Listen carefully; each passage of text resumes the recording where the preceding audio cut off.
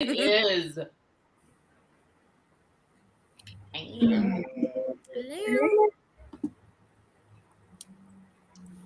Hello. Go to the comments. There we go. I'm going to mute that. Okay, it's not showing up. Hello. Okay. Well, at least Stacy is excited. Hi, Stacy. We'll see. We're very far into the read along now, and we are slowly losing the week as we go. We're losing the week as we go along. So this one is so good. Oh my God. So many people, like, it honestly stuns me. Like, so many people will be like, okay, and I'm not counting the novella because people have weird opinions about the novella, but they're like, this is my least favorite one. And I'm like, I don't know why you think that. But this thing was awesome. It's ferocious, right? When you think about the pacing. Yeah. I did a whole reading vlog, and it literally, like, the entirety is just me bawling my eyes out. Or saying Tamlin. Yeah. I was telling Jen, like, I was blubbering through voice memos, and I just unsent them all because I was like, I can't even understand what I'm saying. I will just talk to her tomorrow. But I'm like, this book is just getting me. There's so many moments in it. Yeah. Oh, God, this thing. I mean, Corvus of Fury, like, obliterated me. This decided to obliterate me, put me back together, and then do it 4 times over again. And I'm just like, I don't even know. I don't even know what to do right now. And it keeps on trucking with the reveals. Because I was like, thinking about the first book where I was like, it was the 3rd act where we got pummeled with information. Mm-hmm. And then it felt like in the 2nd book, it felt like a big part 1, part 2 situation. And then this was just trickle, trickle, trickle, trickle, bam. You know? And I really enjoyed the pacing of it. The camaraderie. I like how she writes friend groups and family so well. She does. Now, is this your second time reading this or first? Yes, second. Okay, I'm a first time. So, virgin. I can't wait. And I'm dying. Carly! Yeah, everybody's very excited. Oh, hey, Sharon. Yeah, no. But so what I was going to say though is that, but at the same time, I don't know, because for me, Silver Flames like is my favorite one. I mean, and then there's Akamath. So I guess I can understand why this is like not in the top book for everybody because there's only 5 to rank. So I can understand it, but I don't know why. I don't know. People are like negative about this book. But I remember too when I was first reading it, okay, and I went to look at reviews and everybody thought that this one was going to be the end of a trilogy. I remember like when I look at videos, people talk about it as if we didn't know. Yeah, I mean, and so they didn't like this one then. Yeah. We didn't know we were getting more books. Yeah, I mean, we knew because at the end of this book it said they'll return later, but like it just depends. Like Sarah didn't make us like wait too long for that.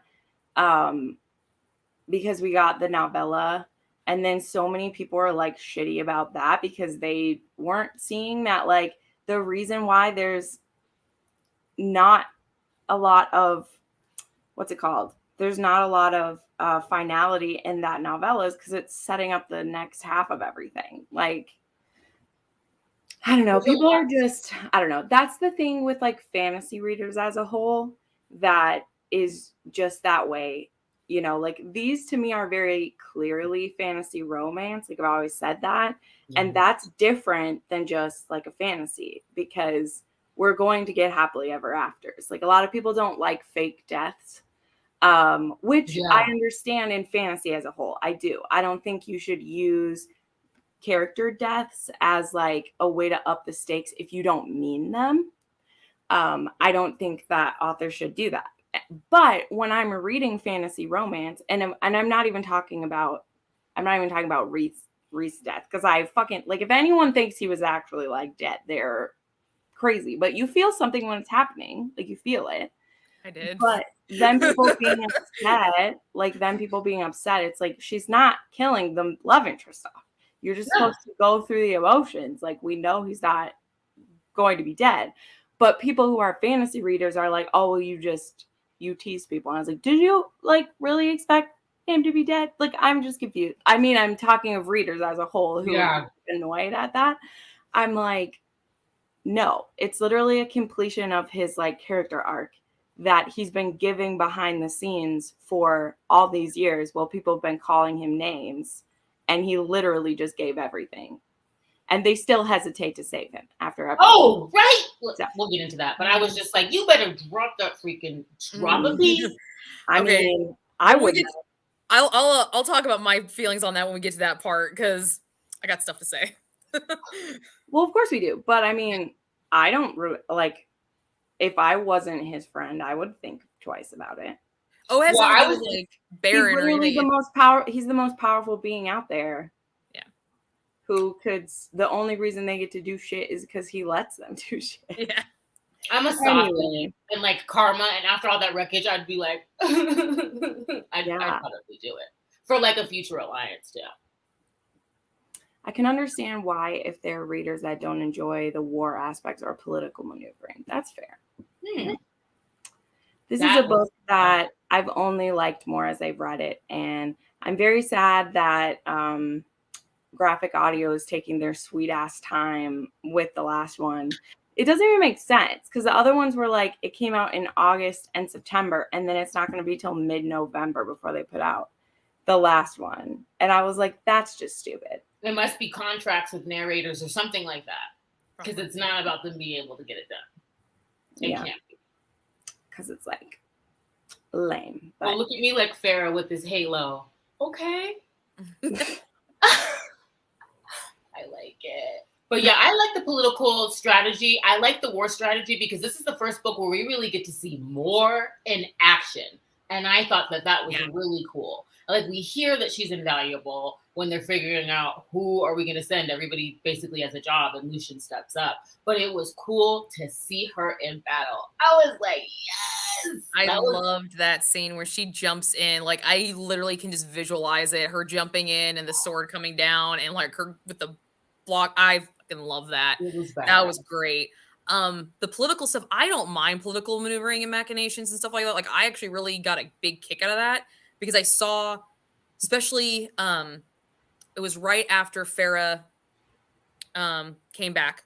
So she's back in the Night Court, and we start learning why the real reason why Hybern's like doing stuff.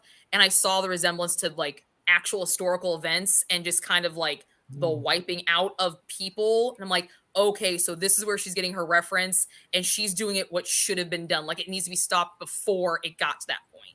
And I saw that, and I was like, yes. I'm a history major, so when I saw all that stuff, I was like, yes.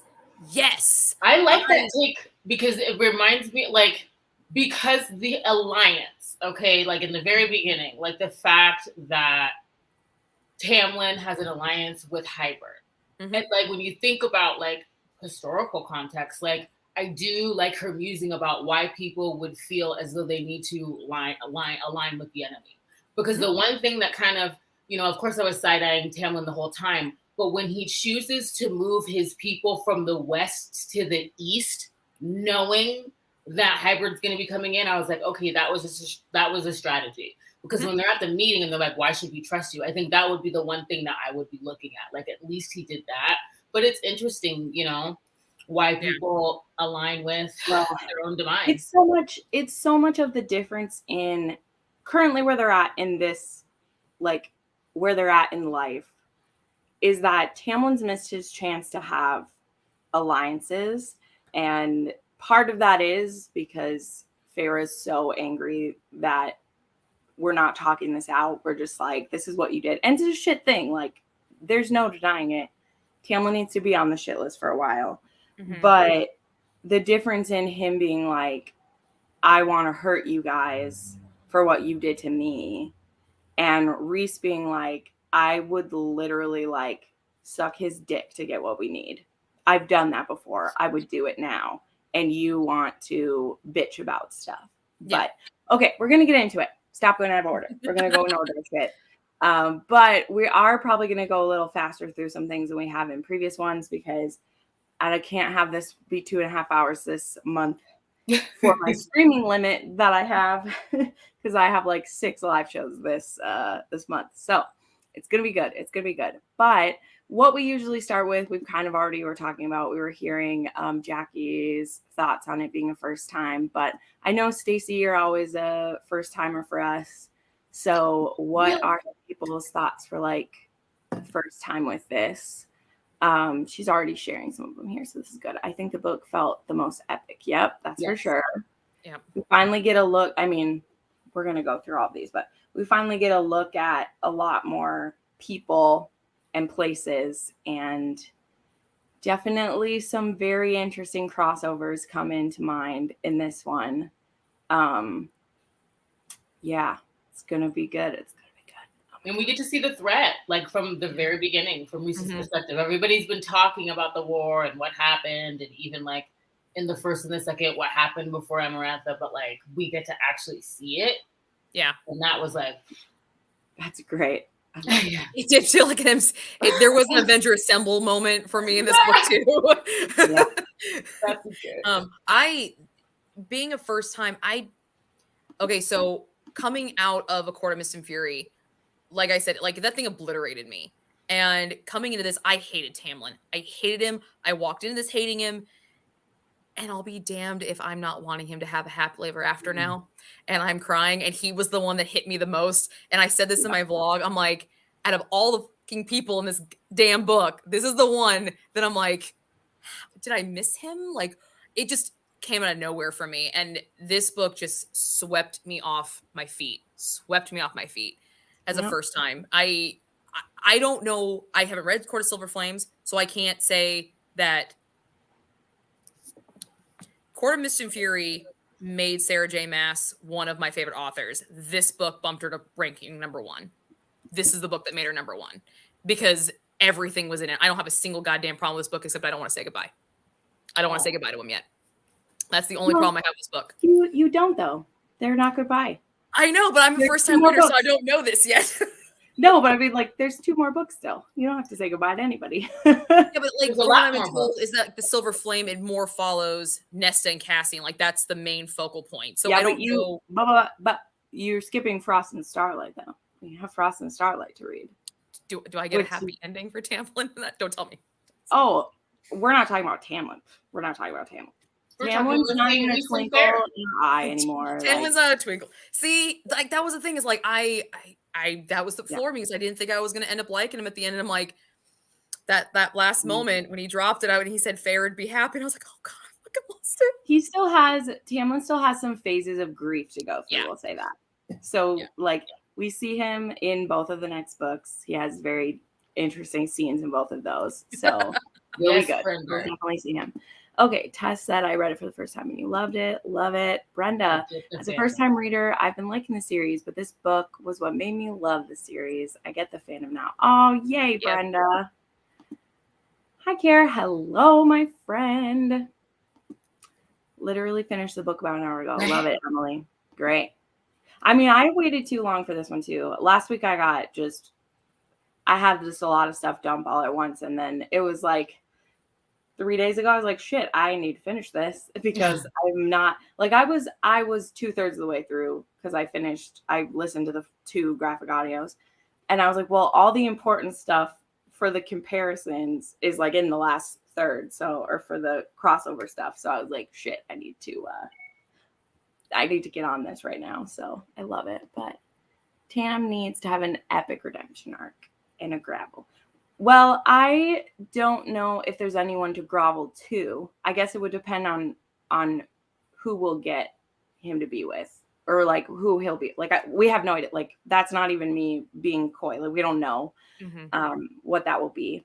I've said, and this isn't like a spoiler thing, whatever. I heard someone say this as a fan theory and I'm on it. I would love if Tamlin like either got to like leave this world and his mate is in a different like crossover universe. That would be amazing to me if Tamlin like somehow is helping another world and got to like leave this and all the baggage and everyone thinking a certain way about him and like his mate was a fresh start, a clean start. Yeah.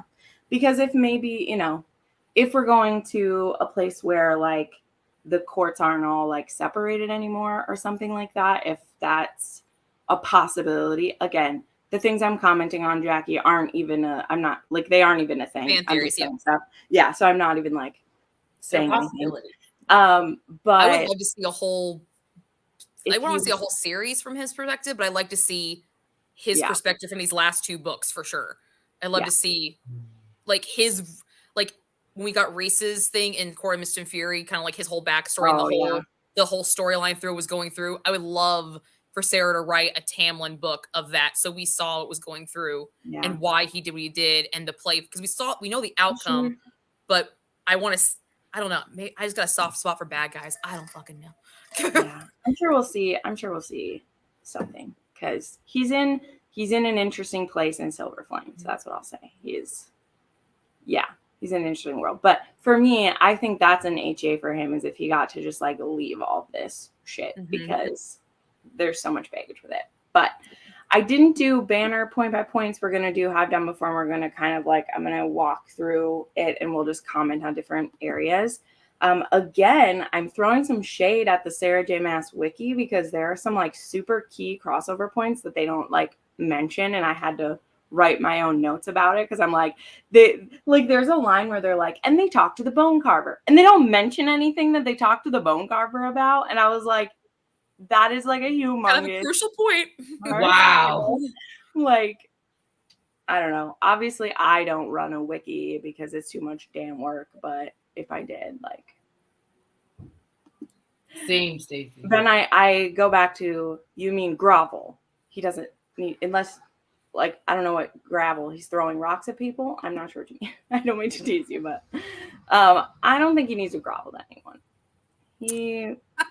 I felt like that moment when he helps her when they're trying to freaking rescue Elaine. Like, there are things that he does, and then he gives his spark to Rhys. Yeah, that scene. We'll get there. Let's run around. But I also think, like, but I see what you mean.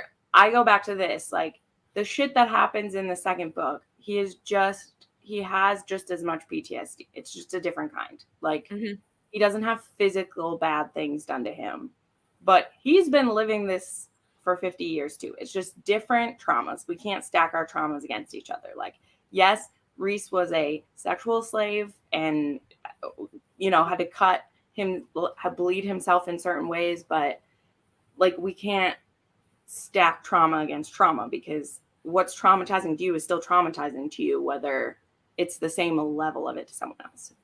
So does he need to make good? Maybe. Yeah. But also, like, we see what Feyre does here, and Feyre does a lot of it out of vengeance and not just out of trying to do what needs to be done. Like, there's a lot of damage done to people of his court that she doesn't think about. She just thinks about how shitty she's making Tamlin look and what she's getting to do, and not thinking about those things. But he didn't think about what he was doing when he made a deal with Hybern. So yes, his coping mechanisms are different, and he didn't have the same type of support system. That's exactly it. That's exactly it. Because, like, he doesn't have a close inner circle. Like, he had Lucian, and, like, Lucian really is like, I know, I'm sorry, I was just teasing you, and not in a mean way, so I'm sorry if that was, but I was like, gravel, he goes down on his knees in the gravel. That is a cruel punishment. So that works too, if that's what you meant. But I think he did, and I think that there needed to be some form of atonement. So those scenes where he showed up when it counted mattered to me. Yeah, that's what makes me feel like, okay, I would like to see him be happy at some point, because he was able to bend. He made sure her family was taken care of when he, like, takes her. He does these things. So okay, so let's get into this. We won't spend too much time on anything. I'm going to push us through relentlessly. But first, we start with the prologue, and we get to see we get Rhys's point of view in this one. So we get to see some of the ugliness that was happening, and see the panic that he's going through, and see, kind of what we might be in for, and why maybe Rhys is, well, not maybe, like, we see the reasons why Rhys was willing to make so many sacrifices and make so many difficult decisions in the past years, because we don't want that kind of devastation to ever happen again. Love that. And then we open in for Feyre, who is the lady causing chaos everywhere and causing issues to happen. None that are quite so satisfying as how she fucks with Ianthe in a lot of ways. I love it. Awesome. I love it. And not just when she breaks the rapist's hands, but the other small things she does to undercut her first. Yeah. For this time, when she's playing the wilting flower, she's doing it on purpose. And I love that, especially the difference in the last time she was landed back in the spring court. She was actually a defeated, depressed person. And this time she has a family, she has a mate, she has a goal of what she's going to do. And yeah, so let's talk about that. So kind of the things that we see in this first part: her causing chaos, her learning things, finding out the people that Tamlin has gotten in bed with. We knew about Hybern, but we have we see Jurian again, and we see the murder twins, Branna and Dagan. So Dagdan. His name is literally spelled Dagdan, which is weird. But yeah, so what do we think of all that? I mean, not great things, of course, but I really enjoyed Feyre at this point because I always knew Feyre was smart. Sarah wrote her to be smart, but not like book smart. She was street smart. And you saw that come out, but you saw it mixed with the book smarts that she's been learning from Rhys. I definitely saw Rhys's influence with her in this. And it was like so fine-tuned. It was razor sharp. Some of the traps that she set, for lack of a better word, I didn't see until it was explained. Like, I couldn't tell, but some of them I did. But when they were explained, I'm like, the one with Tamlin finding her in with the room with Lucien, I didn't expect that to be a setup. Like, I just she's having a nightmare. She's having PTSD. She's back where like all this shit happened. I thought it was normal. And I'm like, that was a setup. What? Holy crap. What just happened? And yeah, like she was brilliant. Brilliant. Yeah. I loved that razor sharp edge, and she never lost it the rest of the book. Sarah had her keep it the rest of the book, and I thought it was fantastic. So I really liked seeing her too, because like what I noticed was her ability to restrain herself. Where in the first book, when she's in this space, first of all, like throughout, she is a survivor. She just had different tactics for it in this book, in the same space, where before she was very impulsive.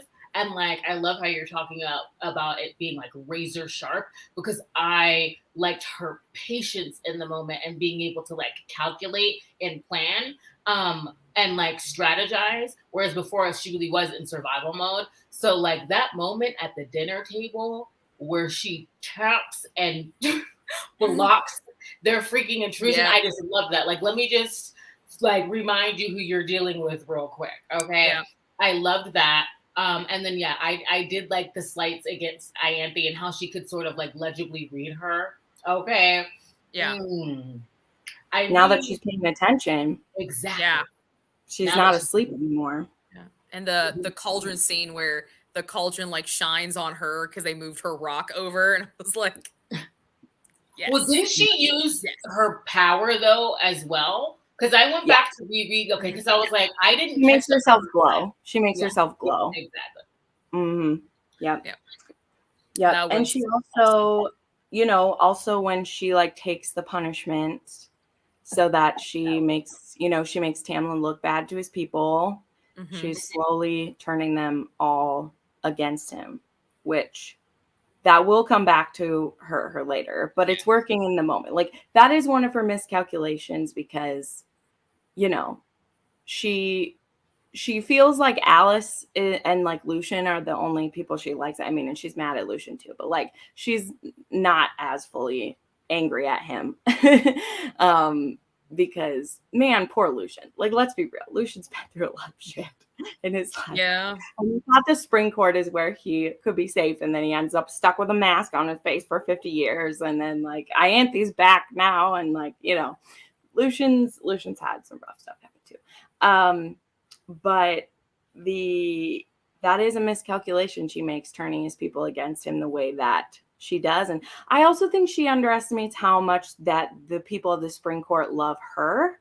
And I think that's maybe where she miscalculates. Like, if we were analyzing it, like, she forgets how much they do thank her for freeing them and what she's done.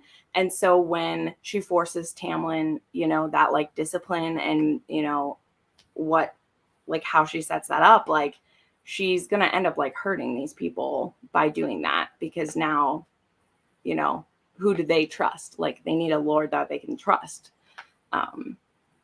But I mean, Tamlin did that to himself too. But anyway, it's very interesting. I also think that's like that's one of the casualties of like war, though, because it's like she's in the moment and she's there to get intel and cripple them from within. It's like, how can you foresee it all?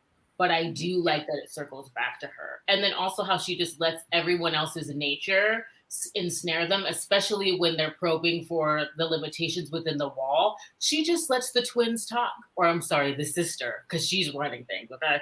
But she just lets her talk and just like basically gives her the strategy of what they're going to do, because they don't think anyone can defeat them. So I like that she's like listening, leaning, pushing certain points. And then, of course, when she's about to freaking leave, what she says to Ianthe when she's, you know, the hand rock smashing scene, I absolutely loved that scene. And the fact that Lucian leaves with her, like, that's a big thing. Like, I know he doesn't want to betray Tamlin, but like the fact that he leaves with her, like, I like that they're together for that moment as well. I like the fact that Lucian left with her. I don't know if this is a point where, are we going to be talking about Lucian? I don't want to jump the gun. No, we can talk about him. What you want to talk about this whole arc, or where we're at right now? No, just like where we're at right now. Because there was a point with Lucian that bothered me. Like, I understand Lucian's been through hell and back, but they were in the cave. They're in the cave, and he's talking to her. And he said, "So, what was your plan? What was your plan for me?" And she looks at him and says, "You were gonna be taken care of." It bothered me that he assumed that he was owed some kind of friendship and loyalty from her when he didn't show it to her. And I was like, no. I'm glad that he went, because it showed that he wanted to progress. He wanted to, her relationship and Elaine was more important than what was going on here, and he needed to get to her. But he's like, he just assumed that Feyre was going to take care of him. You didn't take care of her. And it just, a little one-sided. I mean, he gets his, you know, humbling real freaking fast after that. Yeah. But that bothered me. I was just like, because I remember saying in my blog, I'm like, he needs a humbling ceremony, because that shit's stupid. Like, you don't get to claim friendship when you didn't show it before. Like, you hit a ring when she came back, and he knew at the end of Court of Mist and Fury that something was up. So I guess he kind of kept her secret and didn't say anything.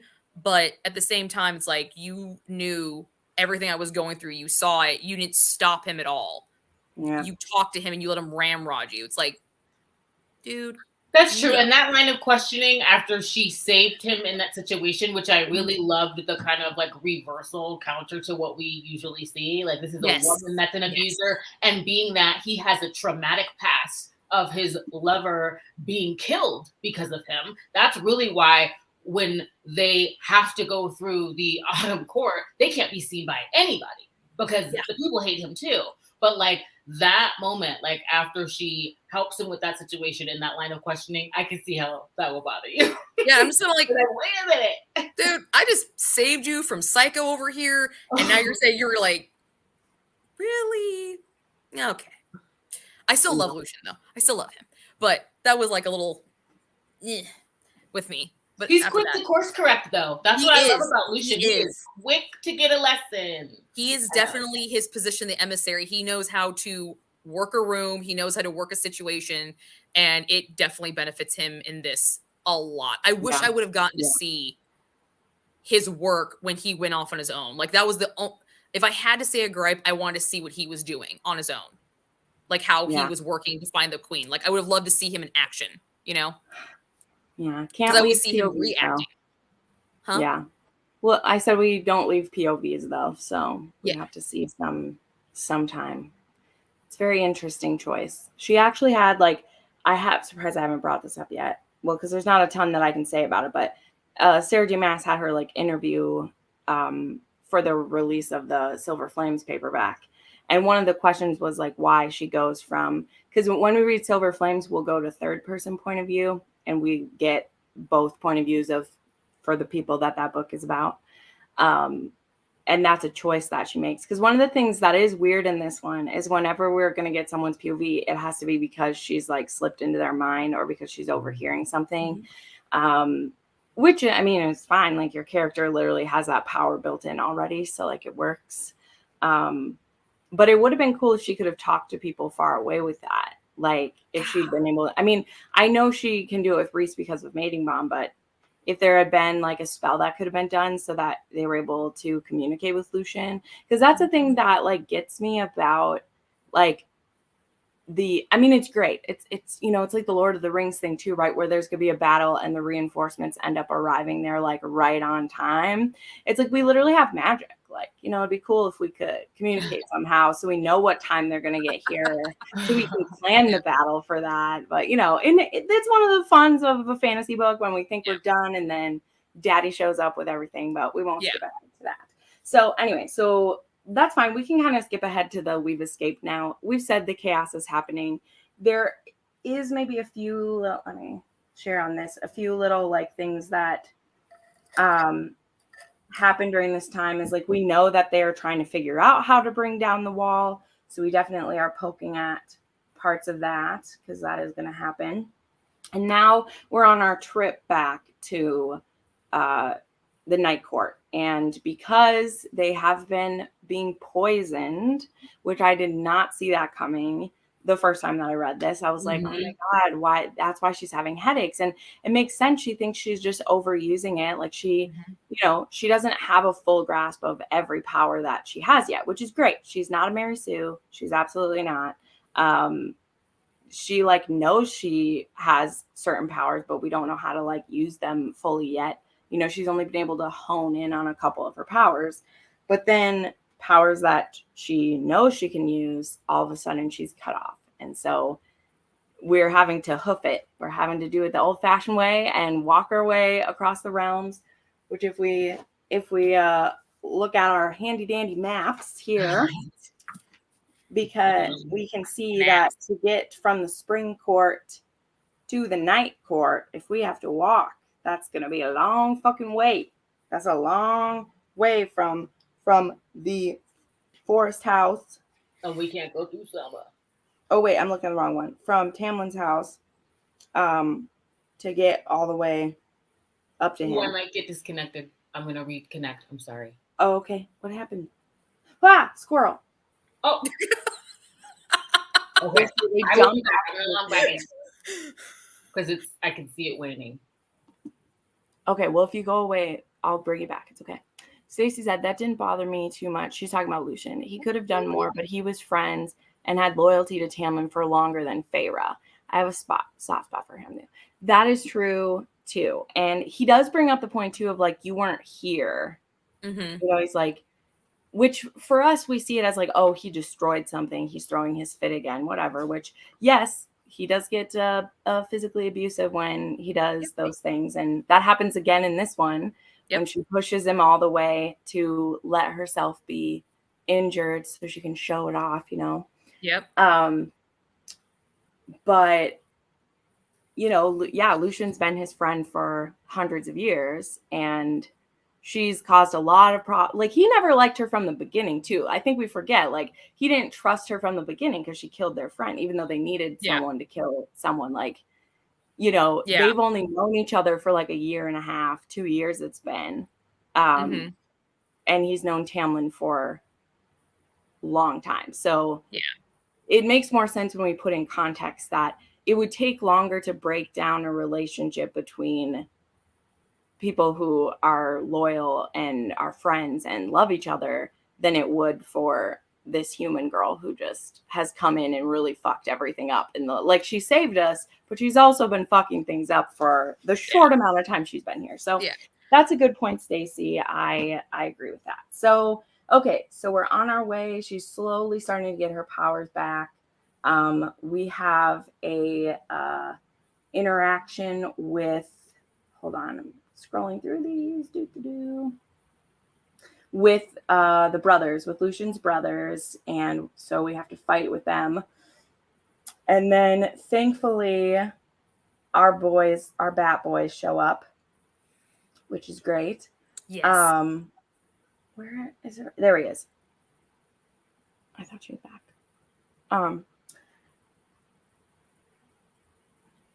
Where's my notes at?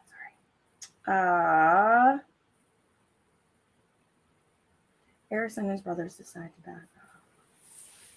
Oh, okay. I'm turning this light on. Yep. Sorry, everything's happened. Hi, Candace. You did make it. You're here. It's getting a little dark over here. Yeah, right. Okay, this person's notes, they're stupid. Okay, so yeah, so we get to see the Autumn Court bullies is how I listed them. And then there is kind of the rescue on the ice and everything, and we're able to get away from them. So that's great. We're back now. Now we're at the Night Court. And they find out that she's been made the High Lady. That was a cool moment too. I loved that when she declared it. Yeah. And that actually gets them to like back off a little bit, because they're like, oh, this isn't just this woman who has been messing around with different high lords. She's somebody's mate. Like, oh, we actually have to kind of like respect her and stuff. I hate Lucian's brothers. I feel like a little kid saying this, but every time they're mentioned, it's like nails on a chalkboard. Well, I hate the other brothers. I like Eris quite. Really? Yeah, I do. I do like Eris. I did not like I did not like Eris until he said something to I don't remember where he said it, but he said something to Moore saying we could have been good together. And like, I think it was after Azriel attacked him and he apologized to her. Yeah. He admitted he's like, well, yeah, he is playing a game, but I'm just like playing a game. Like, I personally, this has never been like fully confirmed.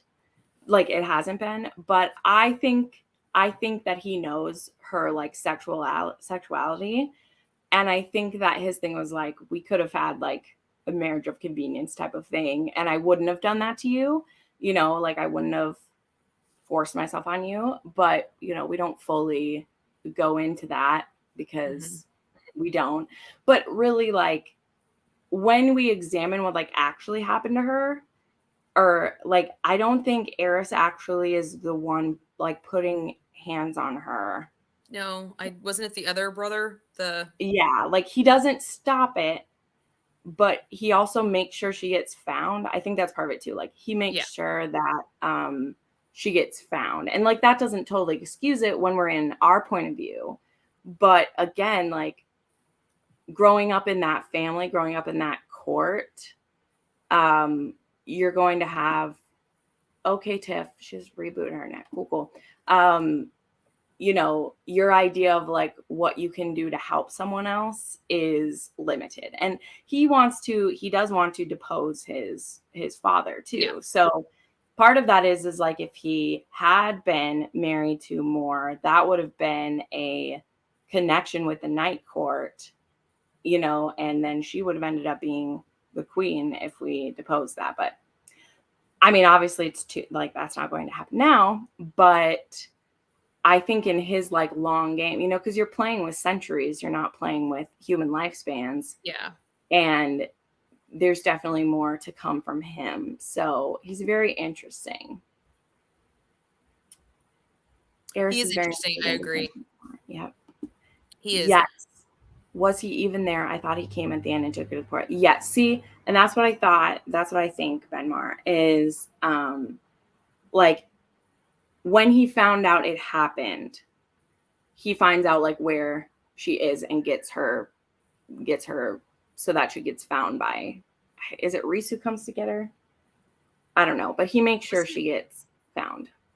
Wasn't it Azrael that found her? That took her? It might be. But I think like Rhys senses where she was at though. Oh, okay. Yeah. And Azrael's the one who gets it.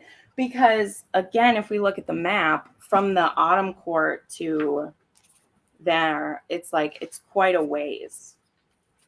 Because between the Night Court and Autumn Court is 3 courts and the middle. Yeah. You know, so making sure she gets found by Azrael is like he helped her get found. So that's the thing. Like he's not like forgiven for everything, but he isn't as like evil as everyone else is. In fact, I don't think he's evil at all. And we see more of him later on. So I thought it was eye-opening then that they have this secret alliance meeting and he mentions that he knew why she took the action she did and let them play out how she hoped. Yeah. I thought he was there for more and not Lucien. Huh? Because he says some nasty things to Mor and then he leaves. I don't know. I think they're talking about when they're in the Court of Nightmares, that meeting when he shows up. Is that what we're not there yet. But that could be it. Because I mean, I think he wanted to make sure like she was okay and everything. Because he hasn't seen her since then. Because that's what freaks her out is she's like, you've invited them here, and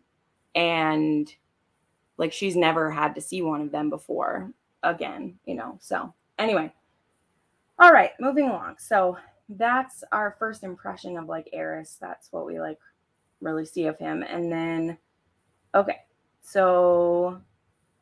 Once we return to Valaris, we get to have a nice little reunion time, which is just so great. Everybody runs away so that they can have some sexy time. Gotta love it. Yep. And then Feyre gets to go see her sisters again. And we are introduced to some very interesting ladies now. So we have Elaine, who is like almost catatonic now. Which makes sense the more we find out about the powers that she got. Yeah. Because the difference between Elaine and Nesta, and definitely we'll find out more about Nesta later on, but Elaine was given a gift from the cauldron and Nesta took something from the cauldron because Nesta's a badass. Even though she may come to regret that she was such a badass in that moment. She took a piece of the cauldron and it wants it back. Doesn't like that. Whereas it gave a gift to Elaine. But it's driving her a little bit crazy. And I think that's something we see in fantasy a lot when you're muted. You have to unmute yourself. I cannot unmute a guest. There you go. Is that seers can be a little bit loony because they see too much. And also she doesn't get like super coherent things. Like in the beginning, she's just getting like little snippets of things that she is having premonitions of things and not even knowing that. Like she's just saying things. And then it's later on that Feyre will be like, oh, this happened. This was interesting. So anyway, so they're not doing the bestest.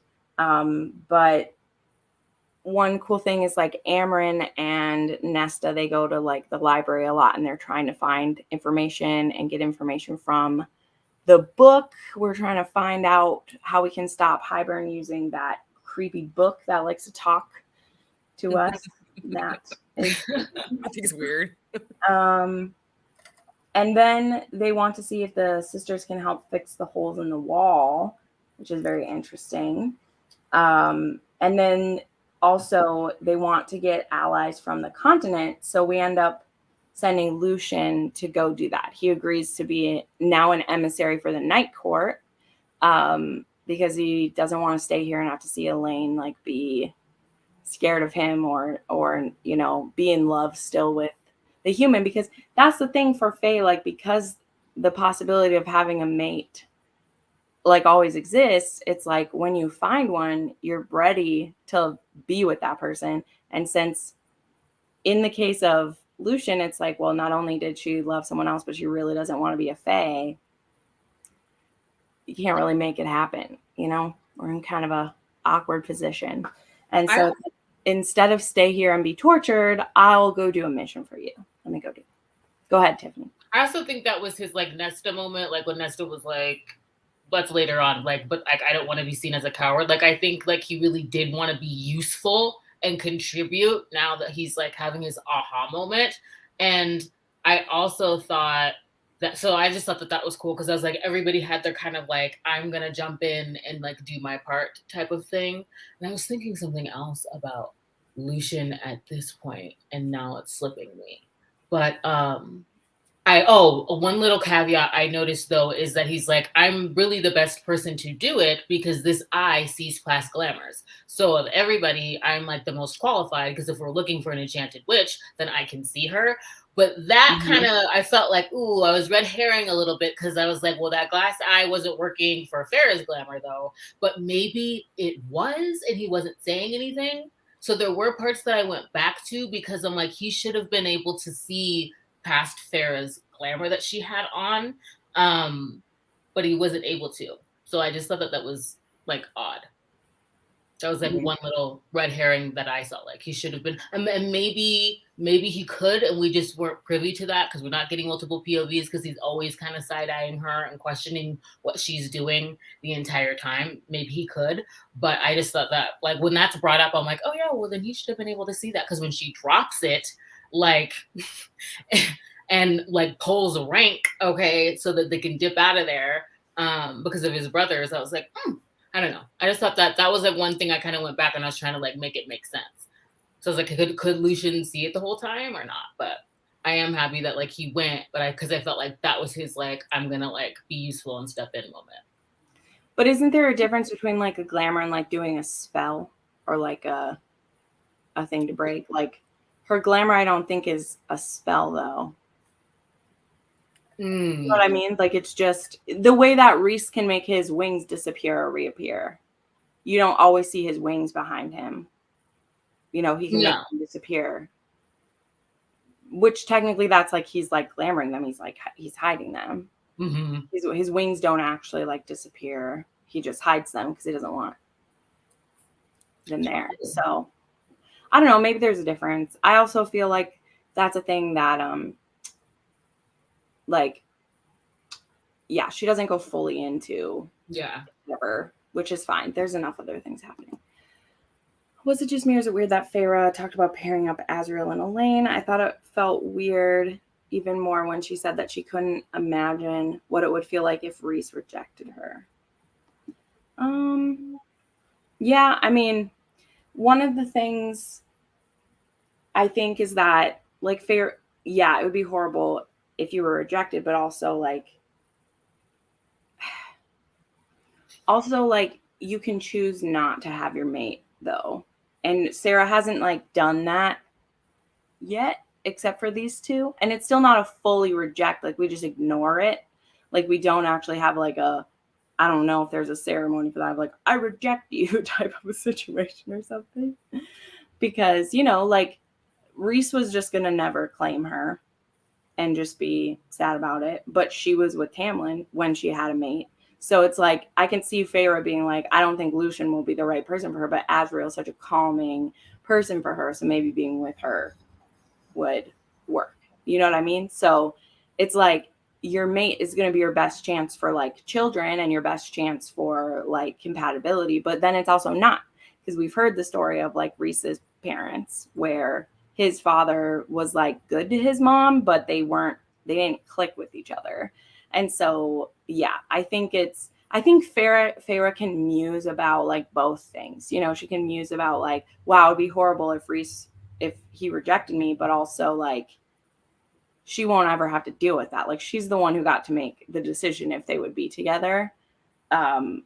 So, you know, you can't really like see the other side when you're the person who got to choose.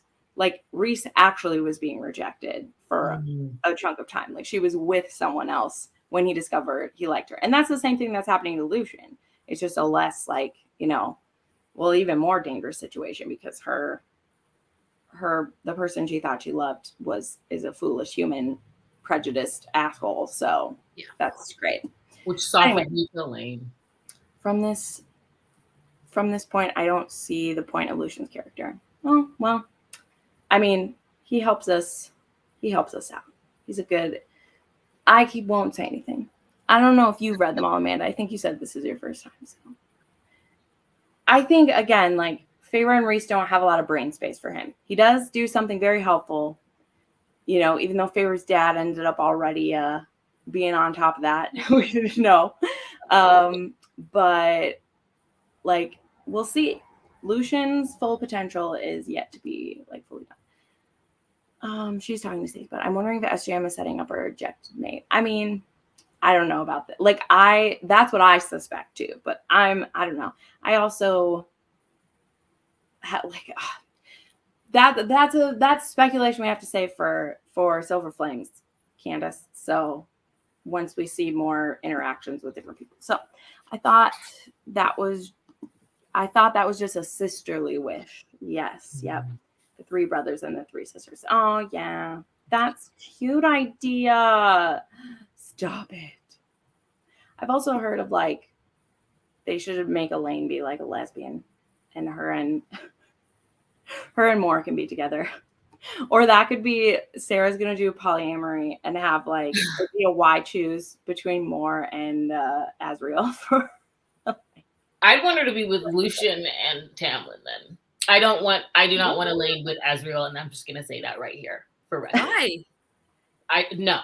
There's other characters. You haven't read all the books, and, like, I have a thing with Elaine that I haven't talked, like, but I will say after reading this book, I have softened a little bit. I don't like how she's quite literally the delicate flower that everyone is dying and sacrificing for. And then in future books, you know, she just leans to the hand that feeds. And I've been very critical of her.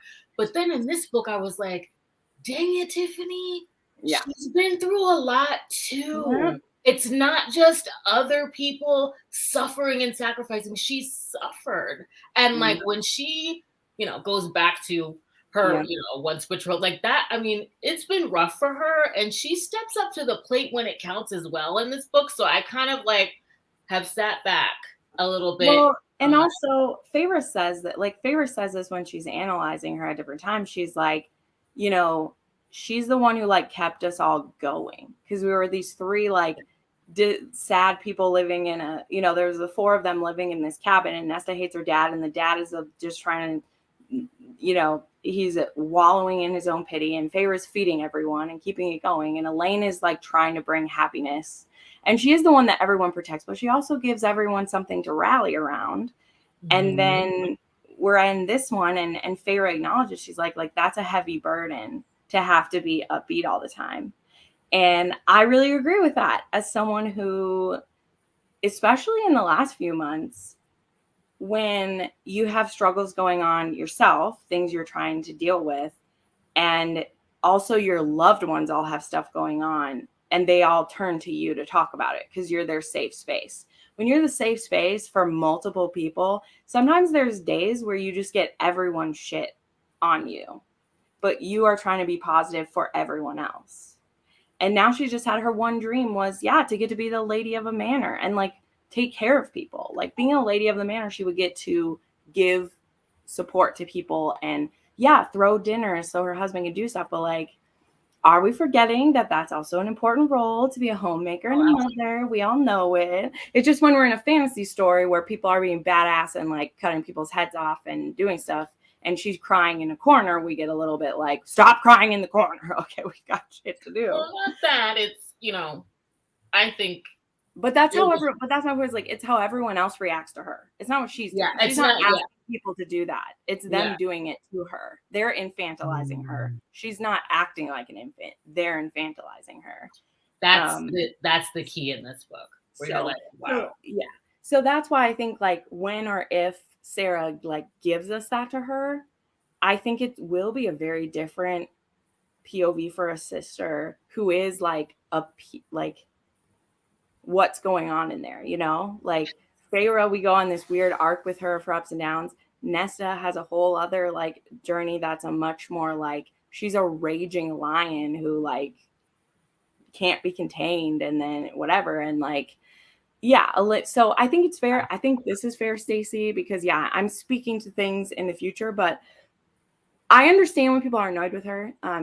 Jessin, Lord bless her soul, she has lots of tests doing to do, but you know, there's a lot of she has some opinionated thoughts on her too that are matched with Tiffany's quite a bit, and I think a lot of people feel that way, and I don't disagree, but every time I reread it, I see the nuance that Sarah builds into it, and especially like everyone so like wants to pair her up with someone because it's the Artrons so that we don't know, and there's already this like kind of there's not an actual tug of war going, but there's this kind of like thing going on that she like wants no part of, you know. She's just trying to find who she is, and she has this gift of seer, which I'm sure drives her crazy, you know. It's slowly driving her crazy, so I think it's very interesting. Lizelle, I'm not going to show that comment because we're not there yet.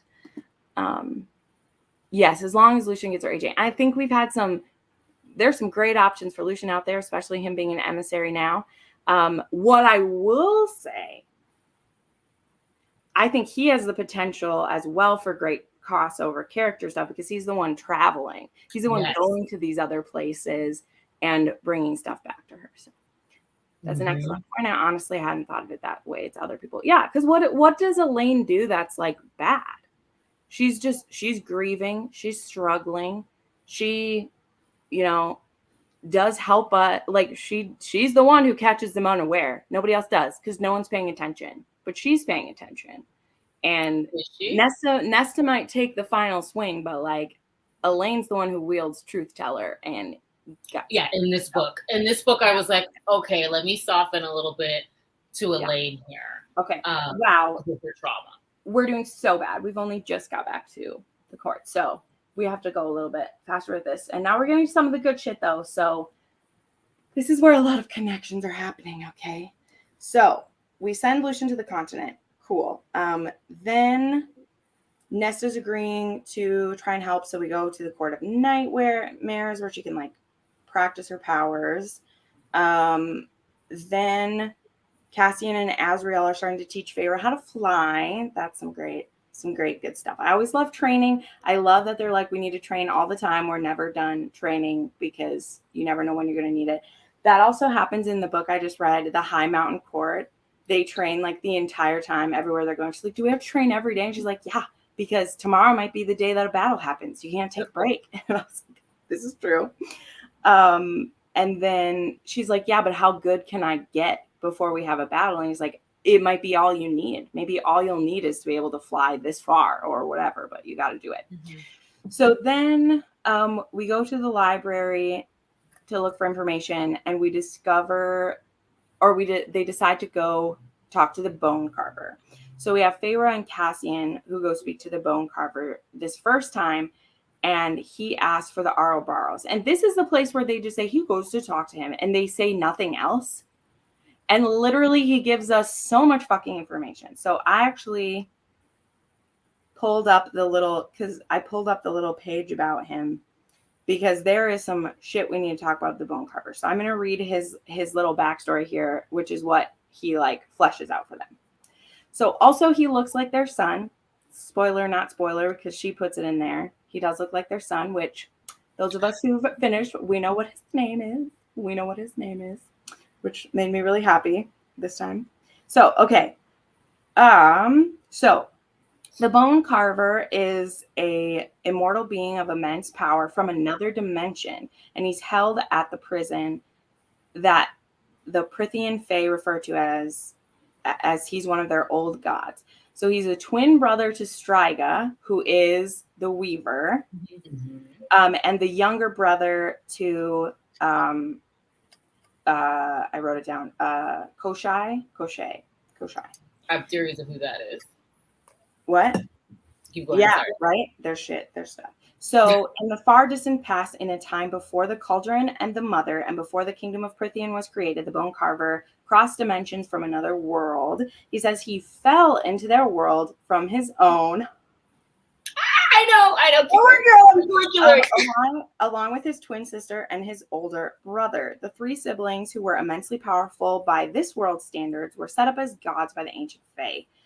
Interestingly enough, the Bone Carver implied that he did not share his siblings' delight for being worshipped by the blah, blah, blah, whatever, boo-hoo. So the Bone Carver claimed that of his 3 siblings, he was the weakest of in magical strength, and as a result, he feared the other 2 siblings. It was this fear which drove him to hide away from the world. He allowed himself to be bound to the prison by the same female Fey warrior who first tricked his sister into diminishing her power and becoming confined to the middle, which that's Striga. She's the weaver trapped in her hut or whatever. And Koshai is bound to the little lake on the continent, which we will get back to later in this. And by an odd twist of fate, the Bone Carver referred to that tricky female Fey with some fondness, stating that no one remembered her name all these eons later, but he did, and that he would not forget it.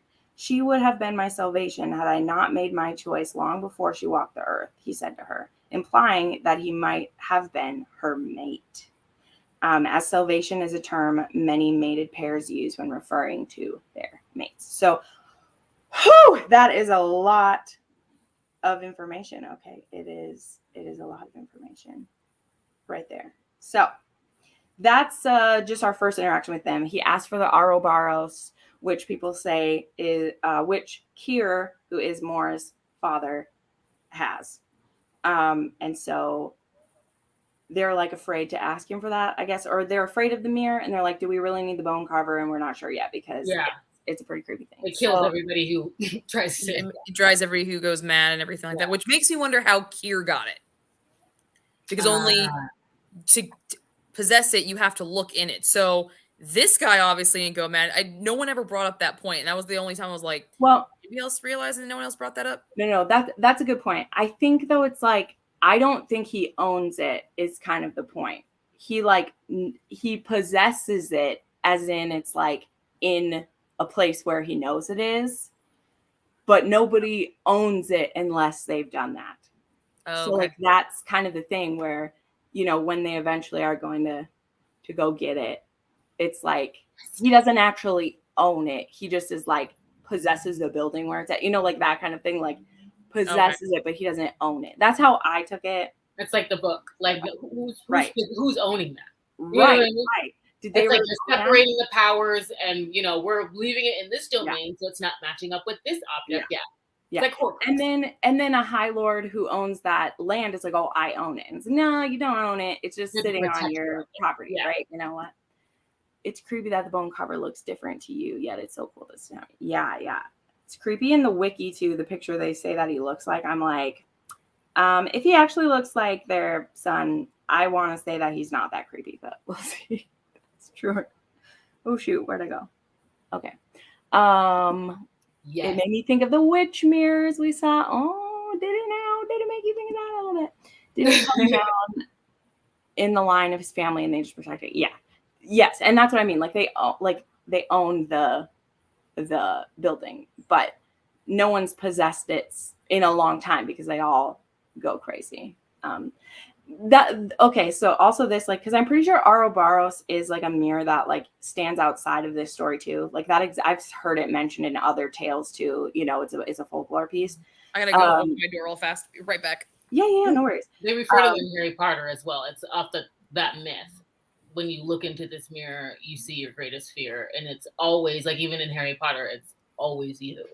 Yeah, but it's also that kind of thing. Is I'm like, I don't know. That's always a thing where I'm like, that's kind of like a weak myth to me, and I feel like the person who wrote it hated themselves because I don't know. That's always. It's all about inner demons, though. I mean, that's like the story as old as time. Can you face your inner demons? Who's too greedy to hold the throne? That sort of thing. Mm-hmm. Anyway. Yeah. Yep, Amanda. Nope, that's right. But that's what I mean. Is like they don't own it; they possess it physically. There's a difference between own and possess. Those are different. Who do we think that the cover was referring to? That warrior. The woman. Yeah, the Fey woman. Yeah. Well, I mean, I actually don't know because I think that if it was someone, it could either have been a person I can't say yet because we have to read a few more books yet. Or it could be someone that we know, but I don't like, that's the thing. I still don't know Did he say fell? Yeah. You're talking about the woman who trapped him? Mm-hmm. Yeah, it said it was a Fey woman. Oh, I thought it said warrior. Okay, never mind. Well, he refers to her in 2 different ways. Mm-hmm. But yeah, that's what got me. He talks about falling. He talks about a warrior, and then he also calls her Fey, as if like timelines are all one. So I had like theories about who that was, but I don't know if I was like off on it. Yeah. And he's also the only one who we don't know his name. Mm-hmm. Like his name's been like, it doesn't exist anymore. But it's kind of funny because he remembers his siblings' names. And like, that's how we know their names, is like he says them.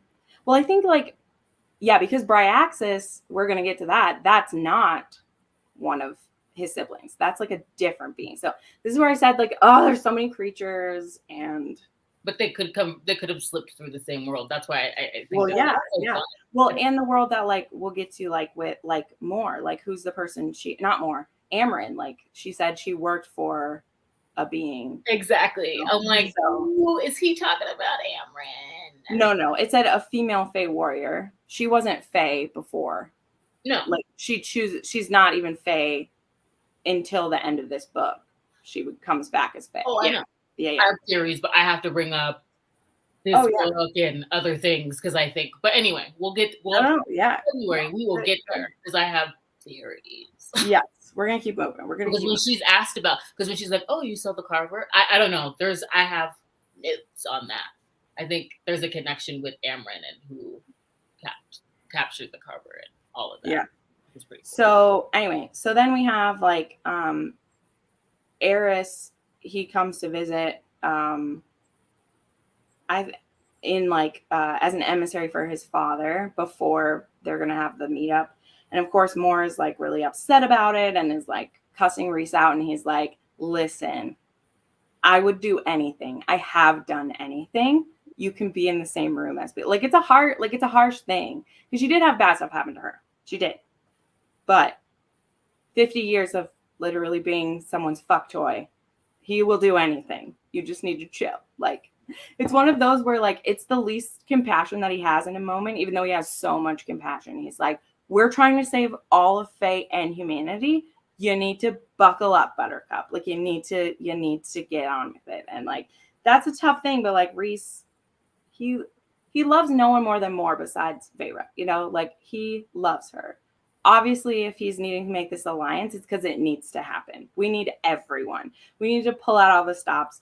We need to, you know, we'll get to it, not care if Tamlin wants to call us sluts. Like, that is so inconsequential. And that is like a small-minded people bitching about things when we have big-minded shit going on, you know? And I just love that because Rhys, like, he has so much compassion that he keeps hidden, but he still is also like, we have to do certain things. But anyway, that scene though is they make a point. Almost every single character makes a point to tell Rhys, it's like, you've done this all by yourself. You keep giving everything. I understand where he told Moore's like, look, suck it up, Buttercup. I get that. All he had to do was give her a heads up, and that might have alleviated all that. So it's like, she has a right to be pissed because all he had to do was say, this is happening, suck it up, get yourself ready. Yeah. But you need to be there. And I think she would have done it fine, and she still would have been pissed off about it, but she wouldn't have been hurt. It was the hiding. Same like when Feyre didn't tell her what she was doing. She just assumed she was at camp. Like, you saw her go after Feyre like she wanted to go after Rhys. Yeah. You know, and I saw that. So I was like, I thought Rhys was kind of being a dick at that point. I'm just like, I get what you're saying, dude, but you could have given them a heads up. Amryn gets them together. Yeah. Yeah. Yeah. So, okay. So, oh, that's when he decides to leave. I missed that. Now Lucian leaves. So I missed a part there.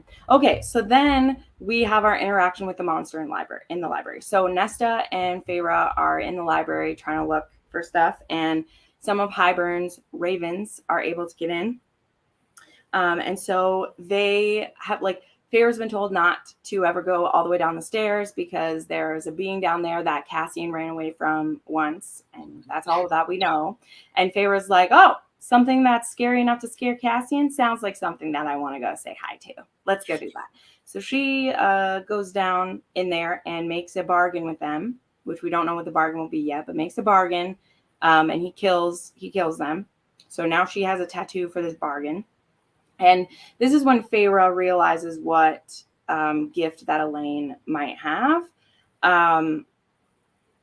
And we find out that there's another mortal queen who was sold to an evil lord and is cursed to be the Firebird every night.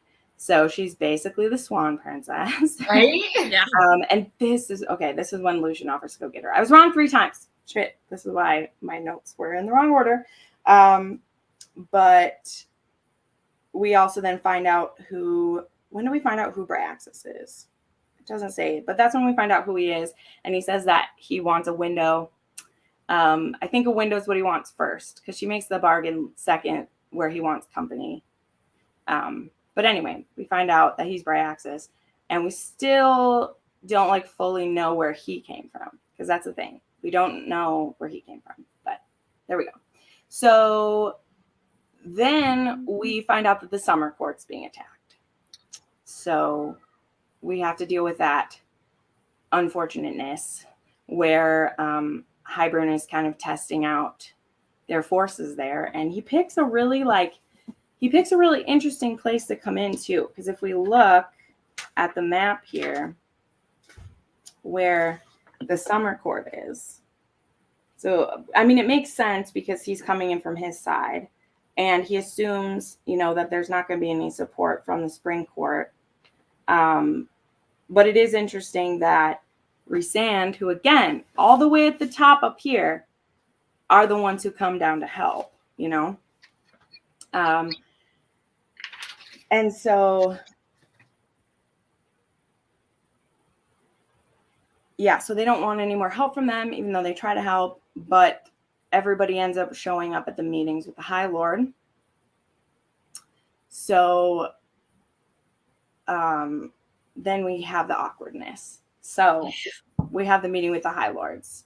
But it's really cool because we get to see everybody, which is great. And there's some awesome High Lords. Particularly, I, of course, love the Celestial Courts are some of the best. And Winter Court, he's pretty great too. And we find out what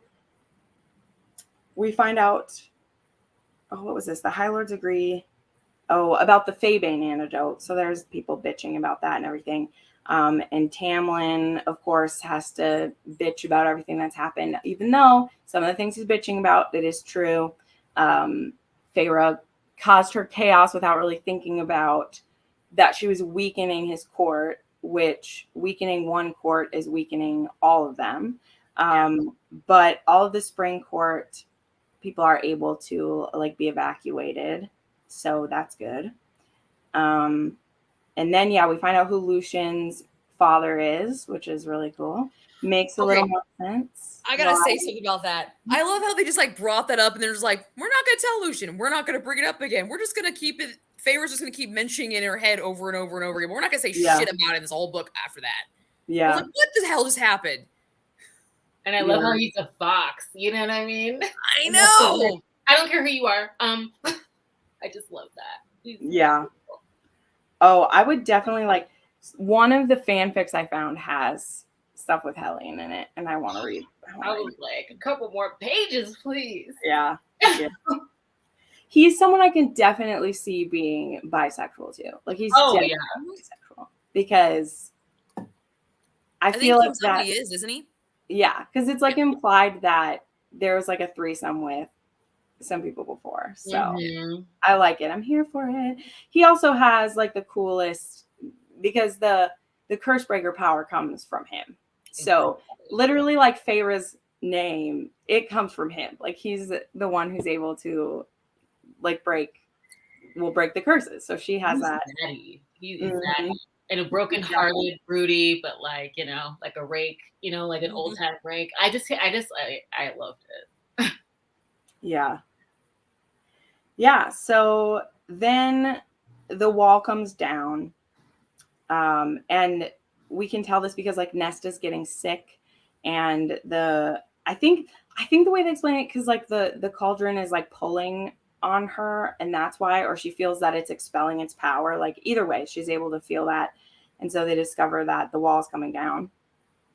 And then this is when we get Bryaxis to agree to help us, and that's when. So Stacy said that it was a window was a second thing.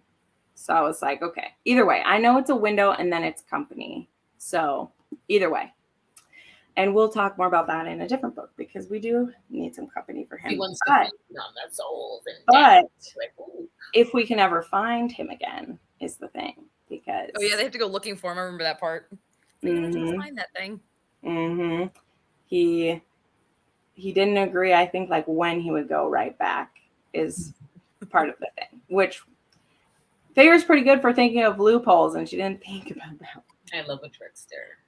Yep. So, so then we go to talk to the humans, and of course, they're being difficult and racist and rude and all those things. And Jurian is there. He's finally ditched, and he informs them that Hybern is going to do the attack from the summer court.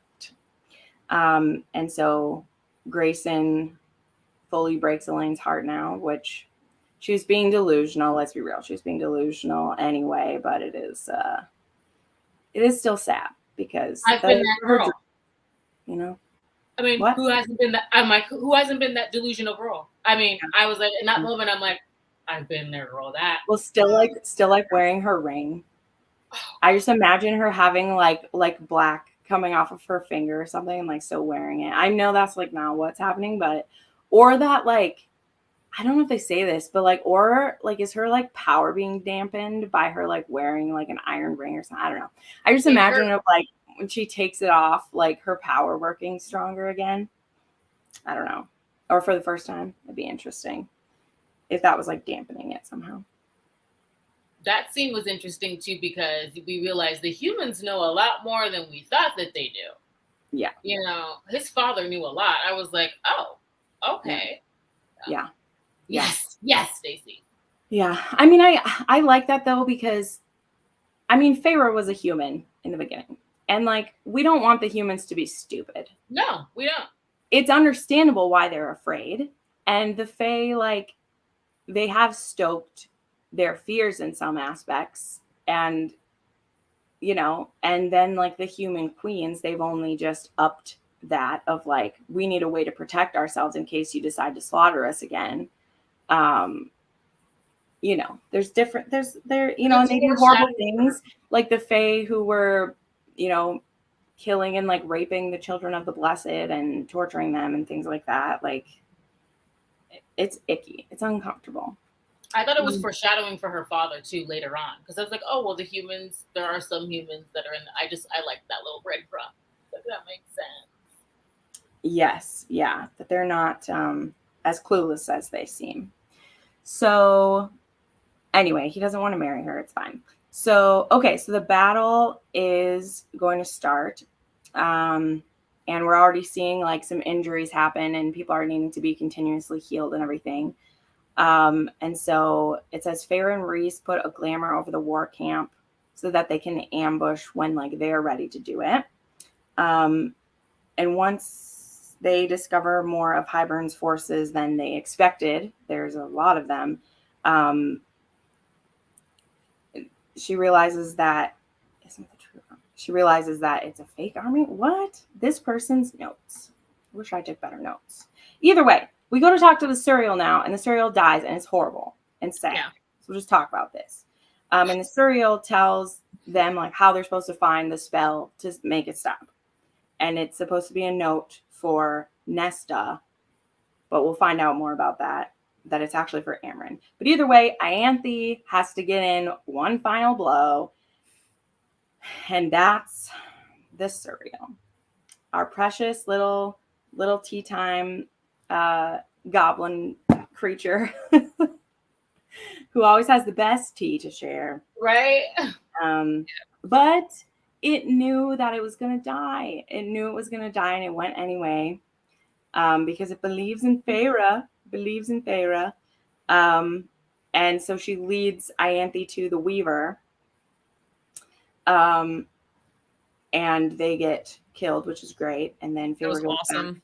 Yeah, Feyre goes back to sit with the Suriel, which just like kind of continues it. Like, it tells her that she was kind when nobody else would be. And I mean, I think that like that's a line even that Rhys said all the way back, where he was like, you know, be proud of your human heart. Like, that's something you should keep, you know. And I think that having compassion for ugly things, or having compassion, like, that makes her a lot of friends that other people don't, you know. Like, she's willing to make a deal with the monster, where the Fae might think they're too good for it or be too afraid. Also, some things of like, you don't know what you don't know. I think like there is some of that like bluster of like, I don't know how evil this is. I've only been around for 19 years of life. You know, I haven't lived this long. I'll make a deal with the demon. It's fine. But, and the Suriel did leave the world a better place by choosing to help Feyre. Like, that I loved. In that last moment, she gives her that knowing. Yeah. She's gonna die. I was like, this is beautiful. Yeah. Mm-hmm. Yep, Ianthe is disgusting. And I'm glad that she suffered at the fate of the Weaver, which is great. Yes. I know, the poor Suriel. He's so great.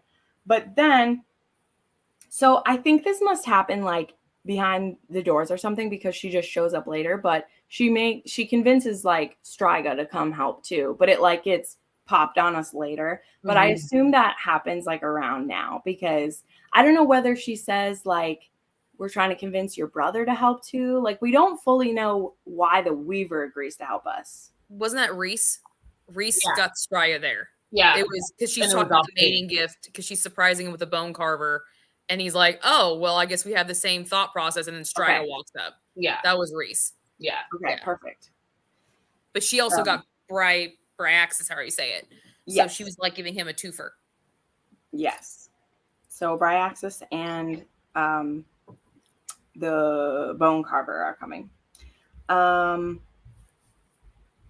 That scene, and then so then we find out.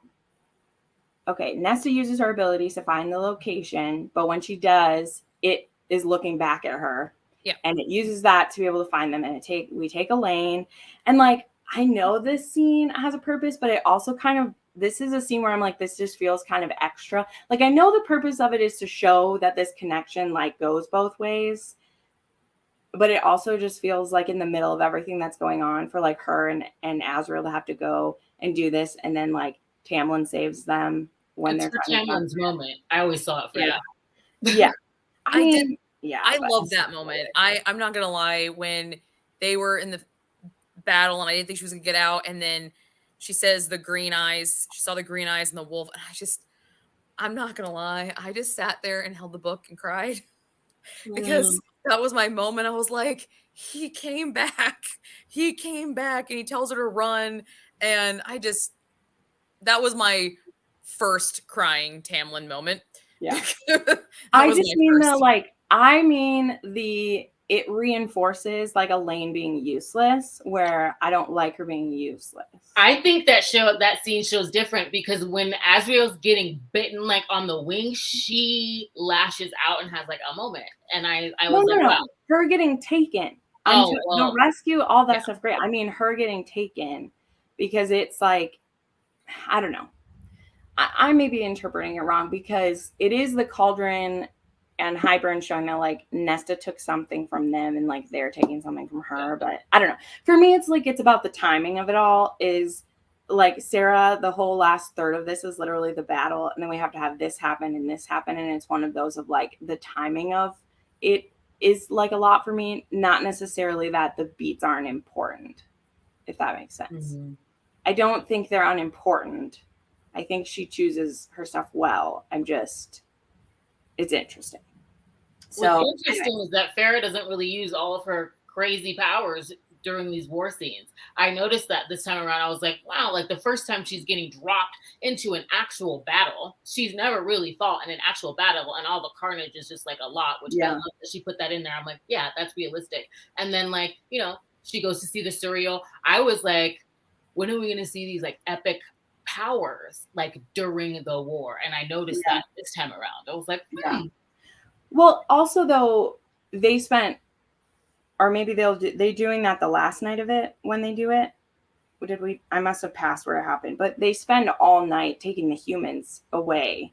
Like they use up a huge amount of their tank to save the humans who don't even understand what's happening. Other people fight in the battle though too. We see more. We see people fighting though. We just don't see her, and she has all these amazing powers. And it's like, well, no, it's because we're used for a different purpose, which we'll get to. But I just thought that was interesting. I'm like, she's not using anything. Okay, so then, so when they get back, Moore has her moment sharing how she feels about things. Really beautiful moment. As someone who was reading this when it came out, though, for a lot of us, it did feel kind of like an about face about Moore. When we were reading this in real time before future books had come out, for her to share her like sexuality and things, for a lot of people at the time were like, this wasn't really like set up in a lot of things beforehand, and then it just kind of like is there. What? Totally agree with that.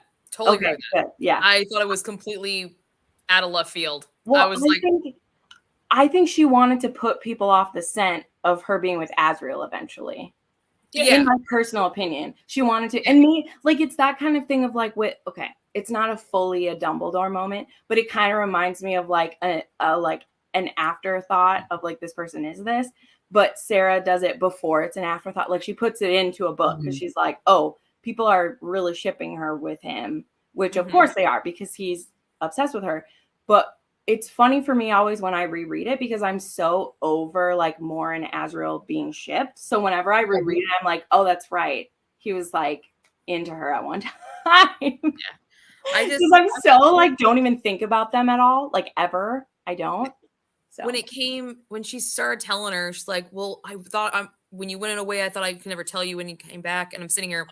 And this is honestly, I was thinking, like, is she about to like declare undying love for this woman? Because that's what I felt like. I was like, are we going and setting up a love triangle here that I did not see coming? No one pre-warned, no TikToks, no Instagram, no memes about this at all. I was like, I don't know what's going on. Feyre I felt definitely like it was just kind of like knowing that something comes around later, it makes more sense. But like for me, it was like an Easter egg kind of drop there, but it didn't land. It just kind of splattered. I'm like, I don't know what the fuck I'm supposed to do with this. Yeah. Like, well, they never talk about it again. Well, and it's why for me that again, because I fully believe that Sarah meant that to always be like, I'm not saying she came up with that.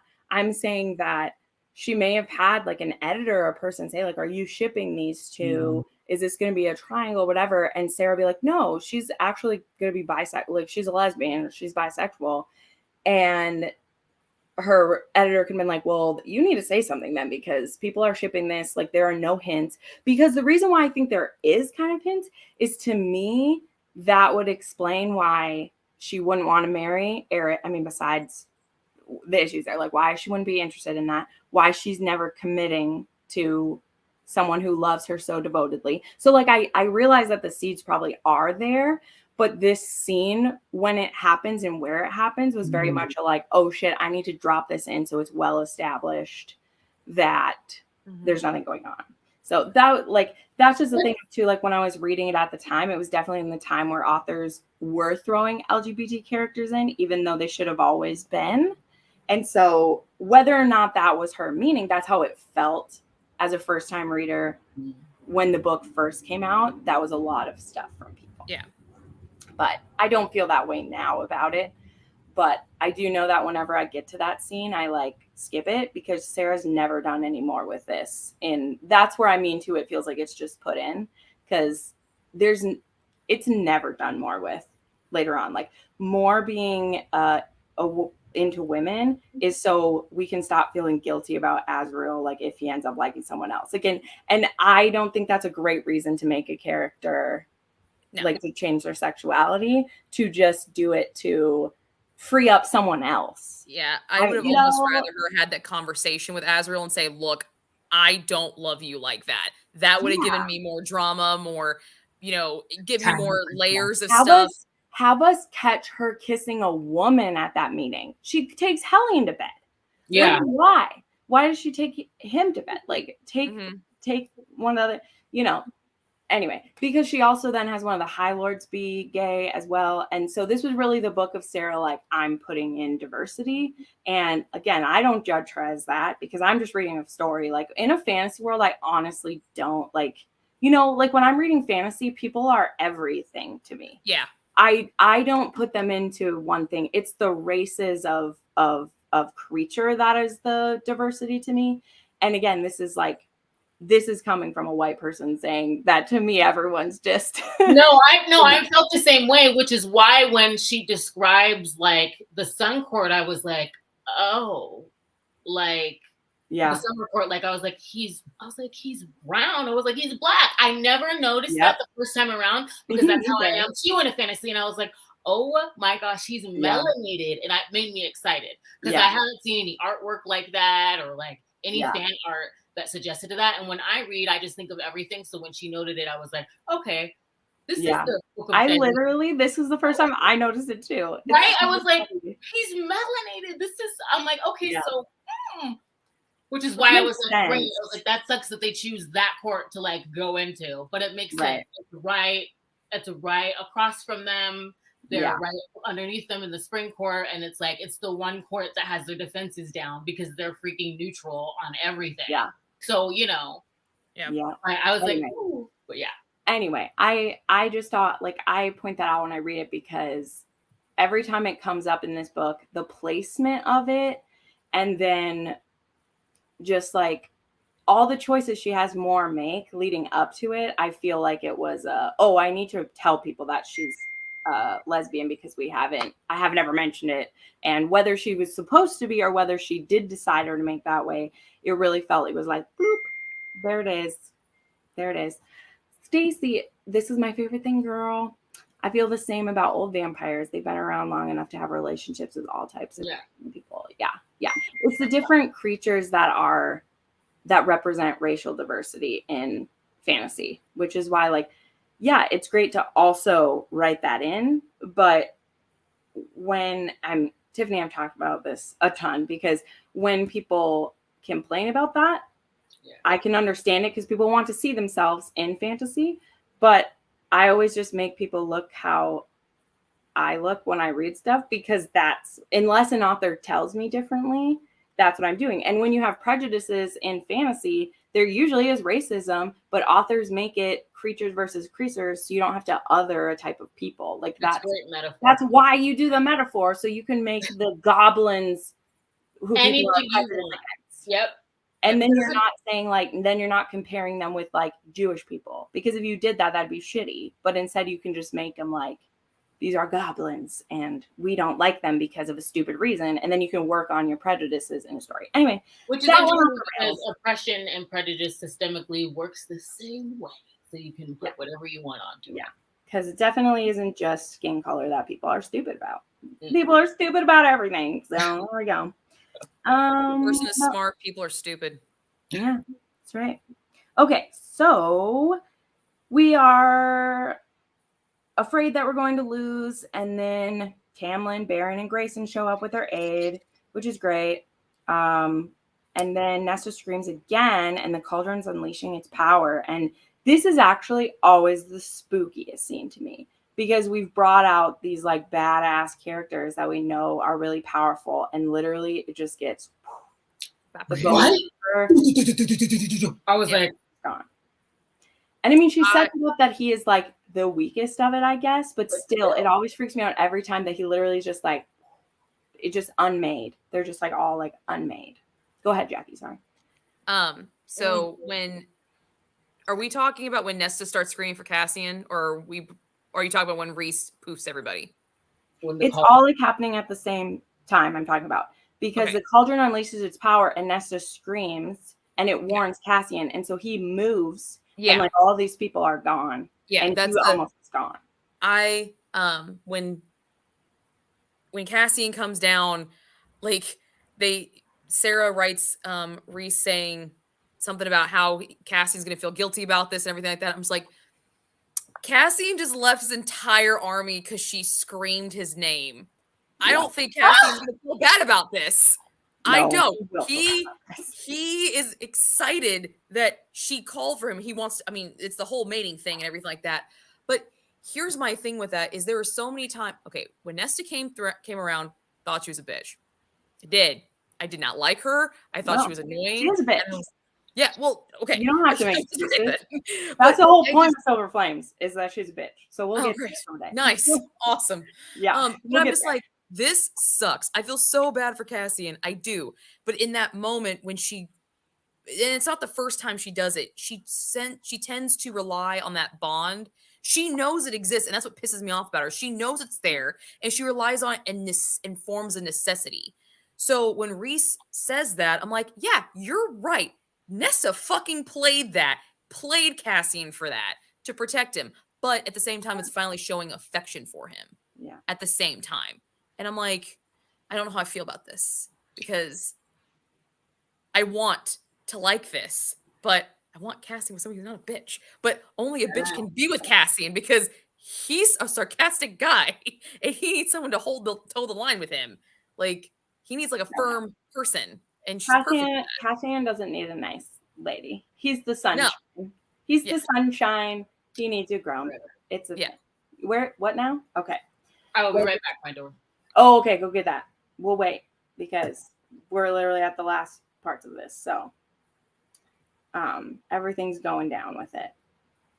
And then this is when we see a fleet coming, and we think that it's more of Hybern's people. Yeah.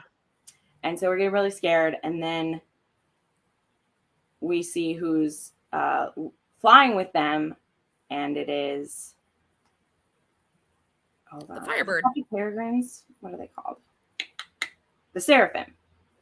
Oh, I thought it was the Firebird. That was Seraphim. The Firebird's with, but there's like people flying with that are the Seraphim who were who we tried to find before, but they hid themselves too well. And so we weren't able to go and check on them, which is kind of a bummer. But yeah, Miriam and Draken bring them, and the island was called Kracia, and it contains nothing but old ruins. That's what we see anyway, but there's a spell, blah, blah, blah, blah, blah. Because they were hiding from Jurian was a part of it. Like, they were hiding from him when really Jurian just wants to go say hi and say sorry, which I love that part when they're like trying to kill him at the end. And he's like, I just wanted to say sorry. Okay. I learned my lesson being stuck in like Amarathian's ring. Yeah. Like, I learned my lesson. Okay. I would love for Sarah to do like, I don't want to say like a novella. I want like a whole novel, but like multiple parts, and each part is a different perspective of some of these side characters during like major moments for them. So like Jurian, a whole perspective of while he's in the ring and what he's seeing, play out. And like, we got bigger shit, girl. Maybe when she's 102 and she is on her deathbed, you can write us those little things. Like, we got bigger stories to tell. I love your curious mind, though. Don't take me as being Jackie. Wait till the Court of Silver Flames. You'll change your mind. I'll change my mind about who. They tried Nesta. He's talking about Nesta. Oh, okay. All right. How you felt? We're not bringing this up. Stop jumping ahead, people. Quit jumping to Silver Flames. I know that. How you felt about Nesta, I felt about Elaine. Like, at least Nesta was active. This is so true, Tiffany. That's a great way to say it, because I got to tell you, Jessen's not here again. Jessen, if you're hearing this, I love you.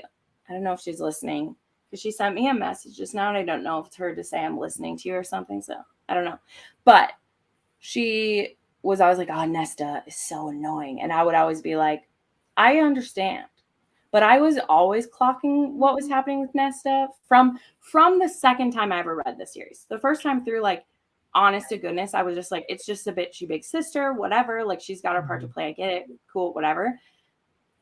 But then the second time I was reading the series, which was before Silver Flames came out, because we had quite a wait for that, I clocked everything. Like, we've got like Nesta, she broke through the lies in the first book. She like broke through the glamour and like the fog. Like in the second book, she curses the king, and sure enough, she's the one who takes his head. We're just getting to that right now. Like, she is not perfect. She definitely is bitchy because she wears it. She wears it. Definitely wears it. And a lot of, I think, the reaction to Cassidy, number one, she doesn't want to be Faye because it's a gift in a lot of ways. And she doesn't think she's earned that, which again, I won't go into her psyche. We won't go into it. But I understand Tiff saying like the way people feel about Nesta, feel about Elaine. And like, that's kind of why when I've done this reread, I've been trying to clock Elaine this time, because I do think we'll get her story eventually. Like, I know that Sarah's going to tell all the Archon sisters at least. Like, I know we'll get that. Whether I don't feel anything for Elaine. I honestly, until she stabbed King Hybern, I kind of forgot about her. Thank you for illustrating my point. No. But like, that's perfectly fine. Like, absolutely. And also my point being like, as a first time through, she didn't matter to me, which was mostly how I felt about Nesta too, for most of my first read until this stuff happening. But as this is my like umpteenth reread, you got to find new things to focus on when you're doing those to make it new. And for me, this time it was like, watch the interactions with Elaine. And I can only imagine how like overwhelming that it's got to be for her. But anyway, I want to focus on Benmar. Was there any of Hybern's in the front? I don't think any of them were Hybern. Unless he had a couple ships around. He had a couple ships around, but the fleet that we see coming in, we think is more of his backup. But he only had certain ships that were like in the, in the bay, like there for the. And they were escaping. No, but you're right, Benmar. They were going towards the human world because Feyre clocks that. So when the fleet comes with their father, and the queen comes out and burns them all in one freaking breath. Yeah, Here's the back art of my book. There was 3 ships, and at the front leading them was Nesta. Let me find it. I was in here cheering and kind of like tearing up at that moment. I cried when the dad showed up. I thought that was awesome because I'm a daddy's girl. So I was like, oh, me too. Yay. And that was his moment to show up for his girls. And I was just like, oh, Sarah. Thank you for giving me that. That was Sarah's a daddy's girl too. So I was just like, wow, that's beautiful. And then he named them after them. And Nesta was Where is it? Woo! That was good. Hold on. I'm trying to find it. But it is those moments. Can't find it. Oh, okay, here it is. He named his 3 personal ships after them, Draken said with a smile. And there, sailing at the front, I beheld the names on the ships, the Feyre, the Elaine, and leading the charge against Hybern, flying over the waves, unyielding and without an ounce of fear, the Nesta, with my father at the helm of the ship. And I'm just like, yep. Old man got off his ass, and he went and showed up without even knowing fully what he was doing, because that's the thing. For the time of what's going on, like, he just knows that they will need help, because the dad had left way back in like Mist and Fury. Yep. Yeah. He doesn't even know what's happened to them all. He doesn't know. He just knows that from, that there was something going on. He doesn't fully know. I have a question. Go ahead. So when Feyre, and that was something that popped in my head, because it wasn't something like I focused on, but I remember the dad never being around. Like in the first book, he was kind of, he was, lack of a better word, useless. And then the second book, we find out that after their fortunes flip, he leaves, and we don't ever hear anything from him again. Yeah. You never hear a letter. Nothing, 0, zip. And so when he showed up, I thought it was great. I thought it was awesome. I cried, daddy's girl moment. But at the same time, I kind of wanted to be like, why isn't Feyre slightly, I mean, she's happy, but why isn't she slightly annoyed by this? Because now you show up when you could have glory and honor, but when I needed you back then, I got nothing from you. Why are you waiting for the big shiny moments so you can come in and save the freaking day when I needed you when it was dark and depraved? Hey, it goes back to what Rhys said. That is a Nesta headspace. So you just see this. That. I know. Feyre is so past that. I know Nesta's a bitch, but I'm a bitch too. So I know. No. Those are some great thoughts to have about why someone would sit back and let their sister starve because they're angry. Yeah. Okay? And that's a lot of things people, that's what Cassian throws at her way back in Mist and Fury when he's like, you let your baby sister figure this out for you. Mm-hmm. Well, you just sat there punishing your dad. And that's like, she knows that she did that. And not just because he tells her, like she knows that she did that, but she also was so angry. She couldn't. And that's just what we know based off of these 3 books, because she she's aware that she did that. But and that's another thing. Why is it Feyre is a high lady? She stands up to all these high lords and holds her own. Why the fuck isn't she just telling us to shut the hell up? That's her soul. That's her soul wound. It's her sister. But still, I have a sister, and I tell my sister shut the fuck up. She talked to me like that too. But I'm sure that conditioning in your dynamic has been ingrained all your lives. I really liked that because although she's the high lady, she's still a sister, and they still have that dynamic. Yeah. We still have that dynamic with Elaine. They're still going to want to protect and baby her, no matter how much Elaine grows. Well, and Feyre says too, like Go ahead. Feyre understands Nesta more than she understands Elaine. Yeah, I do agree with you. Even back when they were young, like Feyre was annoyed with her sister, but she also understood her. She just also was like, but someone has to feed us. So you go ahead and punish. You be the one punishing our dad. I'm going to make sure we get fed. And I think we see it. But all those questions you're posing, like you're not wrong. But I want to go back to what you were saying before about the dad not saying anything. I think like it's implied that on his travels, he's hearing about stuff that's happening over there. Because though the Fae world stays pretty oblivious to stuff happening over there, and it's only the mortal queens who like are messing with it, like the humans know that if shit goes down over there, like it directly affects them, especially more on the continent. The people below the wall, sometimes they just want to stick their head in the sand or whatever. But the people on the continent, like they're like, that's what I infer from this is that there's stuff going on. And he's like, well, I'm going to bring people to help. So, and then he runs into other people and they find out more about it. And then it's like, I'm right about this. And it just keeps like building up. So yeah, I mean, that's definitely a thing of like Sarah, I think kind of just wows us with him showing up with it. And then we don't get an explanation from him because he's dead in a little bit. And yeah, I'm pretty sure there was letters going because Elaine was probably sending them. We just weren't getting them back because he's like traveling. So anyway.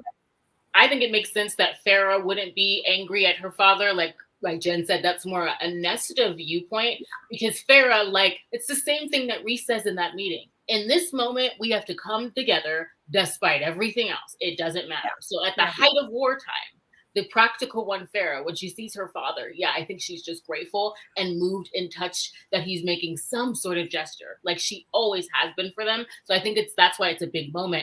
And I think also when he has that last moment with Nesta, shortly after, he makes sure to look at her and apologize for not showing up, because it's like, I think, I think. And the way she may/will react after this is just the guilt of all the wasted years of it. And it's like, you're not here for me to be angry at.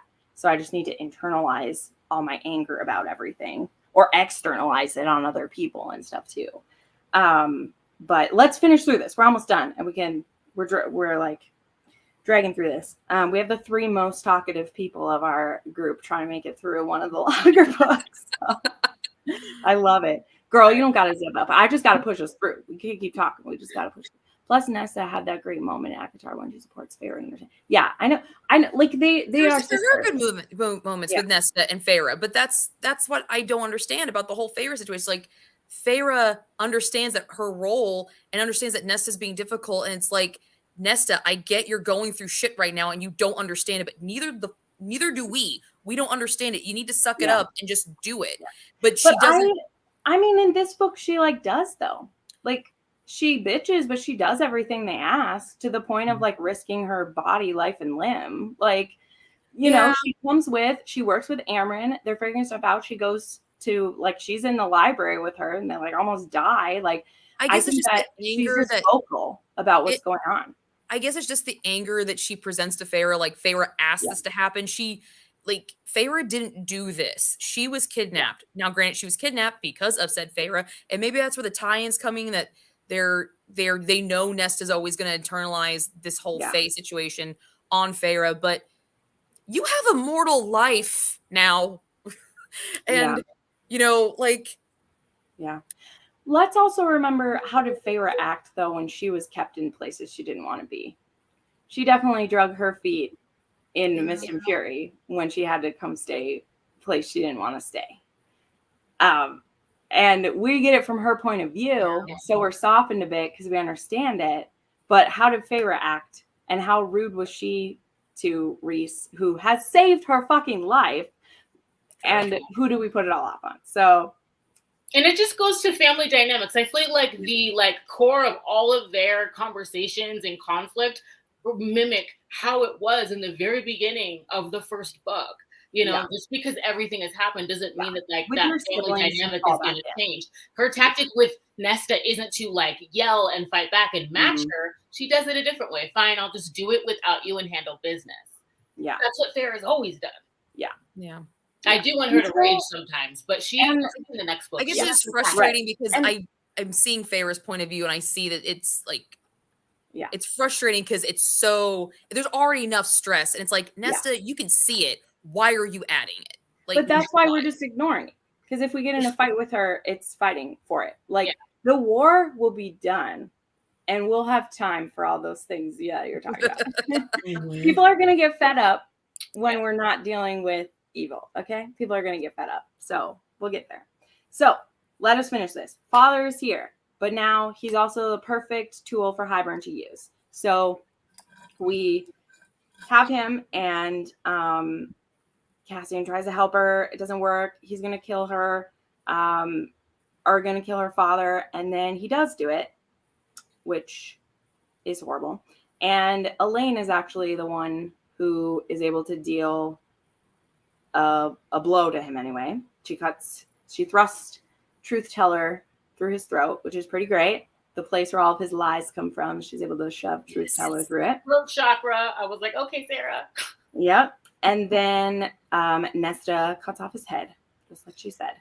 But now we find out about how Amren tricked us. So the message from the Bone Carver. Nope. We're finishing this, and then we're talking about it. I'm finishing it. She saw the hands go up. Note from the Bone Carver was actually for Amren, that she needs to be unmade to kind of break the hold that the king has over the cauldron. But then we can't just leave it all unbound because it will destroy everything. And so Feyre is going to try to pull it back in, but she doesn't have enough power on her own. So Rhys says, use me. I'm the most powerful one here. And then we realize that he's given all of it. And now we're in an extremely uncomfortable place where we need to get everyone to help resurrect him, which takes them a little too long to do. And they're coming up with excuses. And I'm like, y'all, just do it. Let's do it. So thankfully we do.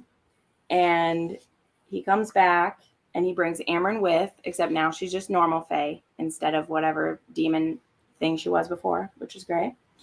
And then we have a lot of like pain to deal with because a lot of people are dead. It's pretty bad. We need to make a new peace treaty. We need to, find out all the small details. All that stuff's great. But we're to the end of this now. We have an HEA for this. Feyre and Rhys have forever now, hopefully. And we're still left with a lot that we have to deal with. But this was kind of the end for now at the time. So yeah, I'll just stop. They tell Miriam and Draken to take the cauldron to their island, which no one can like get to except for them. So yeah, there we go. That's it. What do we think about that? I think that was the most heartbreaking moment of this entire book for me. I know we talked about how fantasy, authors kill characters off, but they're not fake deaths. We were talking about that earlier, and like you wouldn't kill off the main love interest. But as a first-time reader, I have no idea what Sarah J. Maas is capable of. I didn't think she was capable of the Tamlin thing in Court of Mysfear. I did not for a second expect him to go that far for her. And so when they killed Rhys off, I kind of froze. And I did a vlog for this, but my phone stopped recording. So this moment is not on camera, but it's literally me just kind of frozen in time for a little bit. And it was bad. It was really bad. And then Tamlin comes over and says, "Just be happy, Feyre," and gives him the spark. And I fucking lost it. I read this part at I've been awake since 1:00 this morning because I fell asleep when I got home Friday night. And I woke up at 1:00 and I finished reading it. I finished it at 4:30 in the morning because it took me an hour, or it took me that long to get through the last 100 pages because it was that emotionally devastating for me. Yeah. I was in this. This was heartbreaking. Rhys's death was not ready for it, and I was not ready for Tamlin to say goodbye. I was not ready for it. And now I feel numb. I still feel numb. I'm just numb for all of this. And so I have questions that aren't answered, and I can't say goodbye because I know it's not the end, but it's the end of this storyline.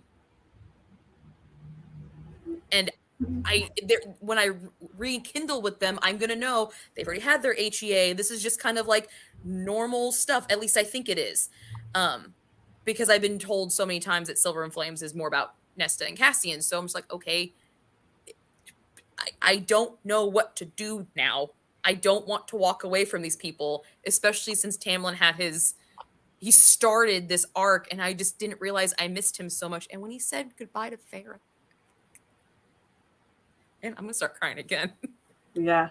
I also totally skipped over because we just needed to finish, but the like goodbye between like Varian and Amren always like gets me too. Like when he's like, "Don't go." Yeah. I was thinking about that. I was really happy when she came back and they got to have their thing. Like that made me happy. That was like one of the happier moments of that moment. So yeah. I was paying attention to that cauldron this time around, trying to find connections to yeah. Because I was when Amren tells her, like, "I'm glad that we got to meet," and she's the one that you don't know is coming back. That I think is one of the like fake out deaths too, where you're kind of like, oh my God. I remember the first time reading it when she was like, "I lied to you." And you're just like, oh my God, is she like this like this demon who's just been fucking with us all this time? Like you just have no idea. I was like, oh shit, she's gonna. Well, why am I gonna tell you, Stacey? No, you're gonna keep reading. You'll find out in November and January when you finish stuff up. Yeah, recent Feyre's HEA is done.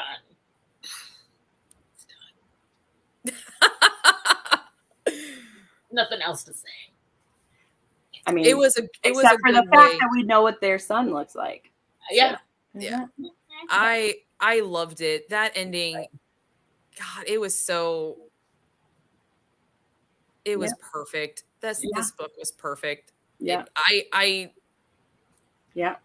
People who give like, I don't know. And two, I keep saying like people who give this book shit, and it might just be one of my friends who doesn't like this one because I mean, Frost and Starlight's the one people give shit to. And I'm always kind of like, guys, it's not even a full book. It's literally 200-page, like, it's Christmas. Like, that book is a Christmas novella with lots of sex in it. And it'll peek at how everyone's doing. And Easter eggs. Yeah, and Easter eggs for the next book. And so many people are like, it's such a waste of a book. And I was like, are you kidding me? Like, she gave us a bunch of, like, sexy good times and set up who the next book is going to be about. Because at the time, like, we did not know. We're like, okay, are these people just going to get together? And then she said they will return. We didn't know that by return, it's going to be other people's book, you know, because sometimes a fantasy author just comes back to a world and we're like, okay, was it going to be about the continent? Like we were going to fully leave them and go follow other people and stuff? Like you have no idea. So it does feel that way. And so to me, this was a beautiful ending too. It had enough painful things like a father dying. I have this version that was released after the novella was released, obviously. It does not say in my book that they're returning. It just has an excerpt from the novella. Right. Which, I mean, tells you that it returns, but... Yeah. I'm just sitting like, it doesn't say they're going to return. Yeah. What? No, ours literally says this. It says there are more tales to be told in the land of Prythian. The series will continue. And then that one came out. So, I mean, it tells you it continues because you know there's 5 fucking books. I know. That's like, even better. Like, we literally get to the end and they're just like, we're going to be together forever. And then you turn the page and it says they're coming back. And we were like, oh my God. Jen's like, you guys had it easy. Yeah, you did. Because it just ends with like, it's like, it was all a gift. And so we're like, oh, it was a gift. Yay. Yeah. No, I am fully aware. Like, I do not envy you guys that read this when it was originally released on its own. I do not. I have said that on almost every single Sarah J. Maas video I've made. Do not fucking envy that because I would be losing my shit. I don't. And like a note on this, like, because we knew there was gonna be more. We didn't fully know what it would be, but this one was the first like ending of a series that we read, like quotation marks of it. But if you thought this hurt, you ain't ready for KOA. Okay. There's a reason why it's called KOA. All right. KOA. Kingdom of Ash. You ain't ready for Kingdom of Ash. Isn't that what we're reading next month? No. We have 3 more books until then. Oh, okay. 2 more books. What's the one that's next month? Tower of Dawn. Tower of Dawn. Okay. Sorry. And then Frost and Starlight. And then Kingdom of Ash. Kingdom of Ash ends the year, I think. Oh, that's beautiful. That would be nice. I think you lined that up perfectly. Just making it up. So I feel like that's very ominous of you. Yeah, end of the year. Bet. Yeah. Yeah. No, I mean, Kingdom of Ash is like, but that's her like ending a series. That's what I mean is like, well, I mean, and again, I don't know because, okay, Tiffany, because I totally missed this because I was like listening to the end of this. Did you clock the scene where Rhys mentions that he saw someone while he was in the cauldron? Does he say That's what I wanted to talk about. I was trying to wait to get back to. Oh, we're at the end now. So he talks about being in the cauldron. It makes it sound like he's talking about Amryn. So he just reached out and grabbed her and saw if she wanted to come back. That's how he describes helping Amryn come out of the cauldron because they were both in it.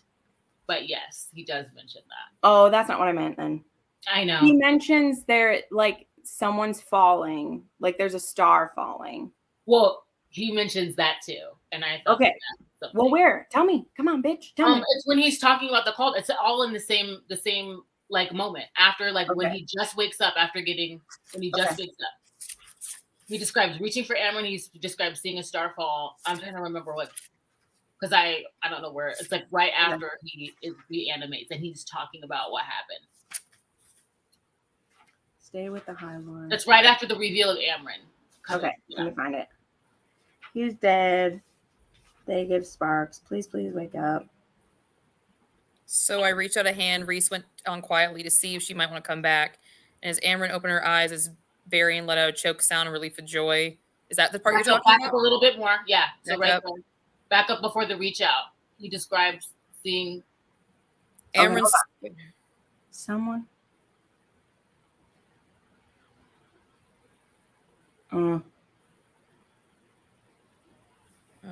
still don't see it.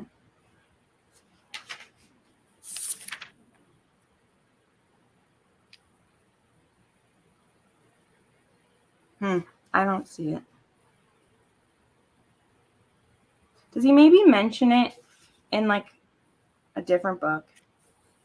No, I really believe it's there. Then I don't know which part of the scene, because like right when he wakes up, because he's talking more about. She was there. I reached a hand and she wanted to come back.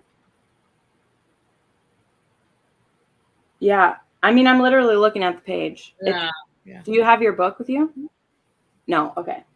Because literally he says a few things. He says, if we're all here, either things went very, very wrong or right. He says that.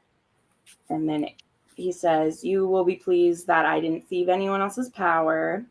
And then he says, you do know how to make an entrance, or was it an exit? Blah, blah, blah, blah, blah. And then he says, it's real. And here's another surprise. And then he says, someone fished Amryn out. And then he says, she was there when the cauldron was sealing, going wherever we go. So I reached out a hand to see if she might want to come back. Those are the only things he says. Okay. So that's why I'm wondering, like, if he mentions it in, because did they talk about it in Frost and Starlight? Because that would make sense if it was, because that's the book right before Empire of Storms came out. So that could be when. The thing we're not saying is there's a mention of him seeing something else when he's in the cauldron. Oh, yeah, that was in another book. I'm sorry. He reaches out his power to help that being that he sees. So we won't talk about it yet. No, and I had no idea, so totally fine. I thought, but I know that he like sees that when he's in here. And then in a book where we are reading them, she mentions seeing a couple as well. So it might even be in Silver Flames. I think that thing happens. Flame. Yeah, I think it's Silver Flame. Okay, sorry, we jumped the gun. No, but but I knew I was tracking, and I thought, wait, yeah, doesn't that happen here? Because he says. Because it makes more sense if it's that one, because the thing that happens in Kingdom of Ash, and then Silver Flames comes out later, and he maybe mentioned, because in the Kingdom of Ash is when we see a crossover between those two series. And in this series, there's another point where we see crossover with that cauldron scene as well, I believe. In which one? This one. Oh, you're pointing at the book. Yeah. But again, like, we know that. Remember? Like, we know that. I'm talking about the connections between those series, because those books, she doesn't even like hide a lot of the connections in those ones.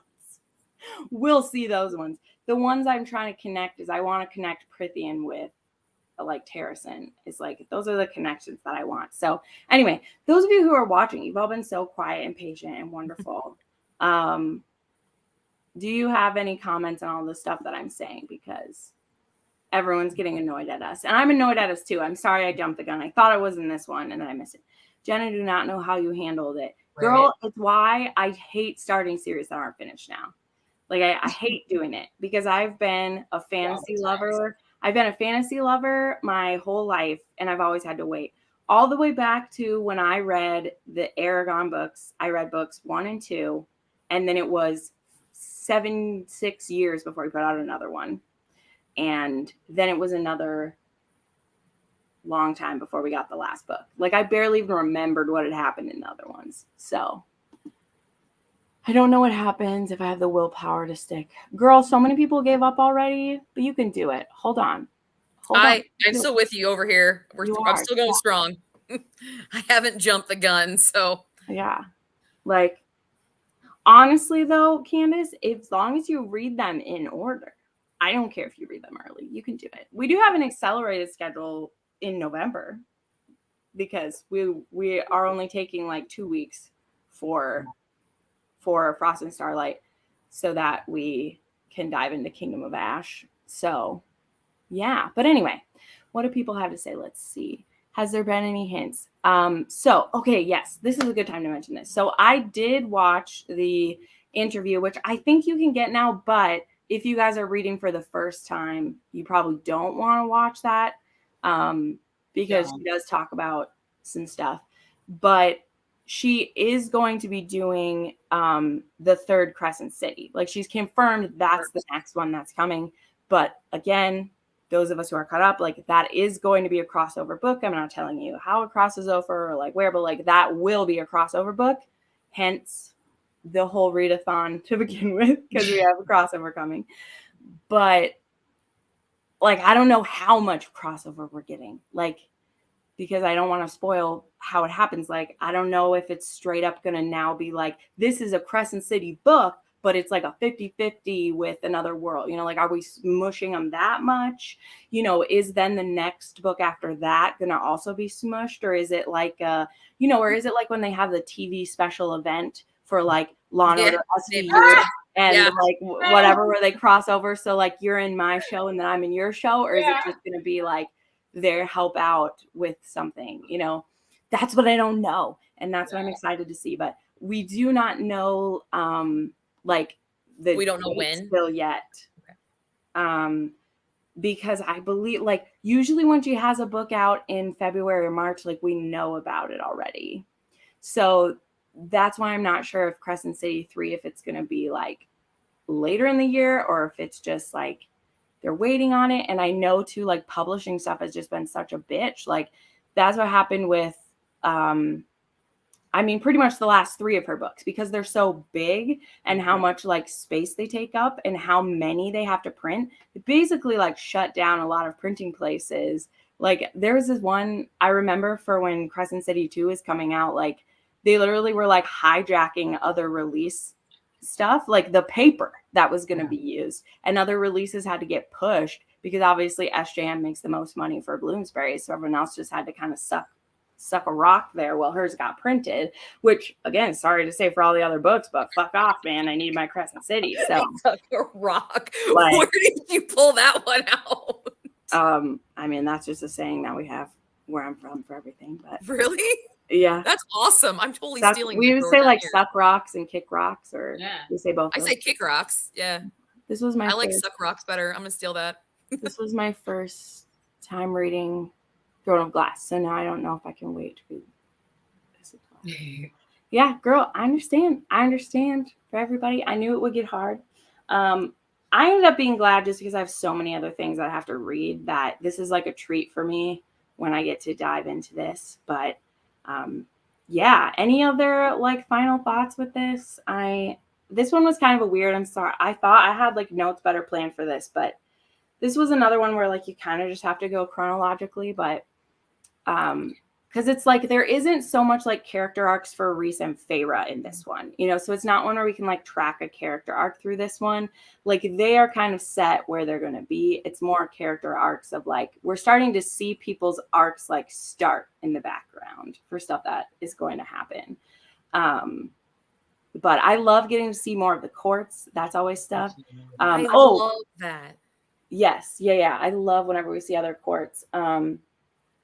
Also, were there other connections we noticed, Tiffany? I kind of skipped over that part because we mentioned some of them, but there were some other ones I was tracking too. And that's why I pulled up, like, literally the wiki did help a lot for that part, was talking about the gods, because that's the stuff that is like, we were dropped here. They said they came from another place and we served a different, and we were dropped here. And the Fae, the Fae female who diminished my power and locked me, like, there are all these different things. And then the fact that Cameron could read the book too, I was like, are these word marks? Because when Feyre talks about the painting that she saw at Tamlin's, like, it's all starting to connect. That painting, she talks about a woman, so a woman opened up the world. So was there something about the mirror? I remember when she described the description of the frame on the mirror, what was it? There weren't word marks, but it was like a snake, like a snake eating itself. I wanted to say that triggered something for me for Throne of Glass, but now I can't remember, so maybe it didn't stick. That is the sign of the Ouroboros, though. So it could even be pinging from like other fantasy too, because like that is the symbol of the Ouroboros, is a snake eating itself. Oh, okay. It's not like self-hatred is usually connected with it. Because again, like the Ouroboros is a device and it exists in other fantasies as well. That's, you know, the same way that the character Tamlin is actually a mythical character and stuff like that. So I was thinking Fae Warrior could have been Elena, or Kosha is Erewhon. Yeah. But yeah. So that was the thing too. I meant to bring that up because the place that he's like banned to is like where they were at, right? Yes. So is he the being who cursed her? Yes. Or she makes the deal with? Yeah. Yes. Yeah. That's who get curses. Out of her. Yeah. Mm-hmm. Yeah. Yeah. That's very interesting. That's very, because he doesn't show up. We just talk about him. Mm-hmm. So it's very interesting. So I'm like, when I think about like characters that we see in like Throne of Glass, I'm trying to like make connections as to who like their ancestry could have been in terms of like beings and creatures. But yeah. Mm-hmm. Girl, Stacey, I can't wait for you to read Kale. I think that anybody who's not a fan, I hope you become one. But the next book is about Kale, isn't it? It is, yeah. Hopefully he gets redeemed because right now he's in doghouse with me, so he has to redeem himself. But yeah, no, that's okay. He had a rough go, but yeah. I want to say that we meet one of my favorite female characters, but like Sarah, all of her female characters are amazing. Like she really does do that. But that is something Irene, at which when everyone tries to read it and they look at the name, they're like, "What the fuck is this?" It's Irene. Say it like Irene. Pretend the Y is an I, and it's Irene. That was something I wanted to bring up because I mentioned this in, and I don't remember if I mentioned the live show for Empire Storms, but I mentioned it in my vlog. Is that Sarah J. Maas writes her female heroines really badass. Like they are strong, they are good to go. But in Empire Storms, there's that point when like all the girls are like, we don't really fucking need you guys, move on. But all of her guys are badass too. And she didn't do it in this book. And I was afraid she was going to. Like, I thought it was because in Empire Storms, she like all the light is on Aelin. Yeah. I know what you mean. Yeah. And that big fight scene. And in the big fight scene here, it's equally shown. Like, I thought it was crazy just that she did it separately, even though they were written. Yeah. These are being written simultaneously. Because it was something that bothered me in the Throne of Glass series, that she has really strong guys. Like, that's why I fell in love with Rowan. That's why I fell in love with Kale. Like, that's why I fell in love with them, because they were strong guys. And in this series, she lets them all shine. And so we can all rock hard stuff together. You know, that sounded bad. No, it's funny. It's really funny. Bad. In the interview, that's one of the, like, I mean, it's not a critique or whatever, because she writes really great ladies, but she said, she's like, one of the notes I always get is that I've like have the girls doing stuff, and she's like, so what is Rhys doing? He's the most powerful High Lord in existence, and you just had him like sitting over here. And she'll be like, oh yeah, I should probably have to do something. Because she gets really excited about her ladies, which is great. Like, no, I agree with you. I mean, but I like her guys too for reasons, and I want to see them. Well, right. She's literally put together, you know, none of these men are like misogynistic or shitheads that we need to kick them to the side. So like, this is a case of like, let's everybody work together for it. You know? So, I mean, even the slightly misogynistic ones are kind of tolerable. Like, they're slightly like that, but they're not like douche level. Like, I can tolerate it. Well, and who like held them all captive for how long? You know, I might be a little mad at the female gender too if I was being abused by ladies for how long. Very equal with that. But what I was gonna say about this too, what was I gonna say? What made me forget what I was gonna say? What was I gonna say about it? I don't remember. Fuck. I hate that. Nope. We were talking about it.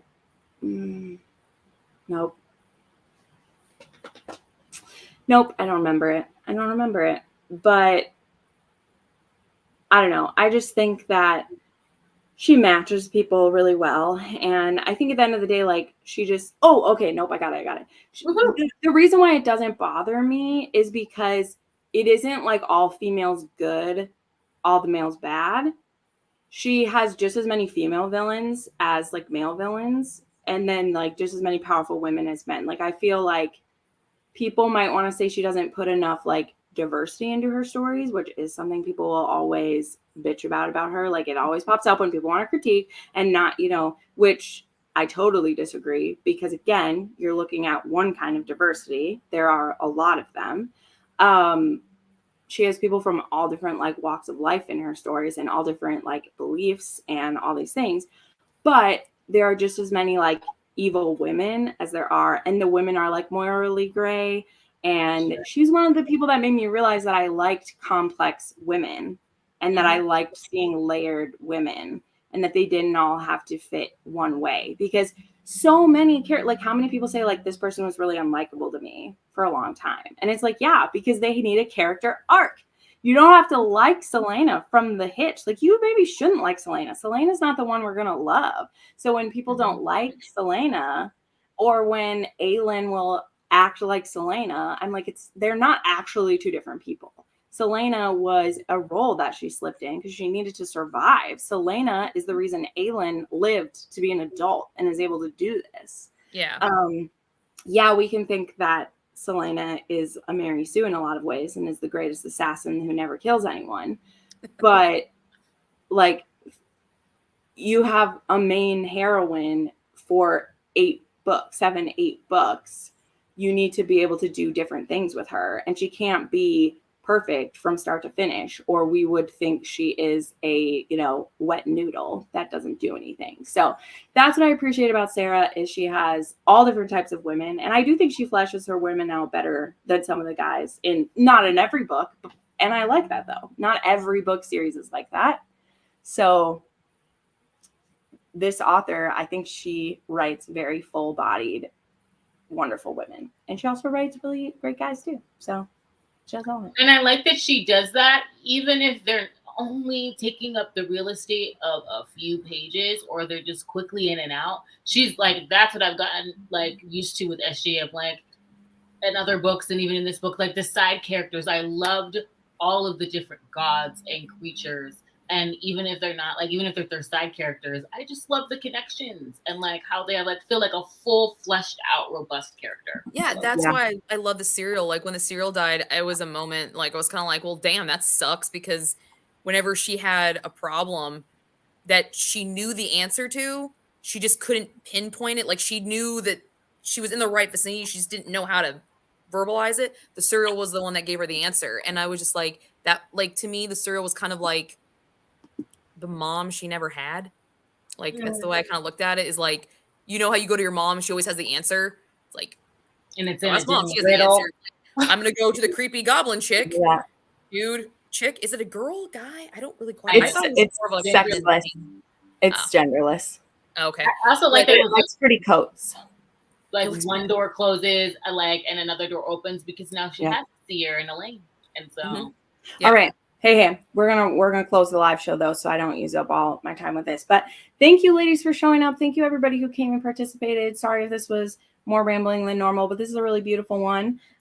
Yes, we will be reading Tower of Dawn. We will be back here on October 30th, the night before Halloween. In my video, I said that wrong, but I put the right date on the screen, and people are still like, "It's on this day." I was like, I realized that, so I put it on the screen. I got excited and thought it was on Halloween, but I didn't. So anyway, thank you everyone for coming, and have a wonderful time with Tower of Dawn. Bye. Hi.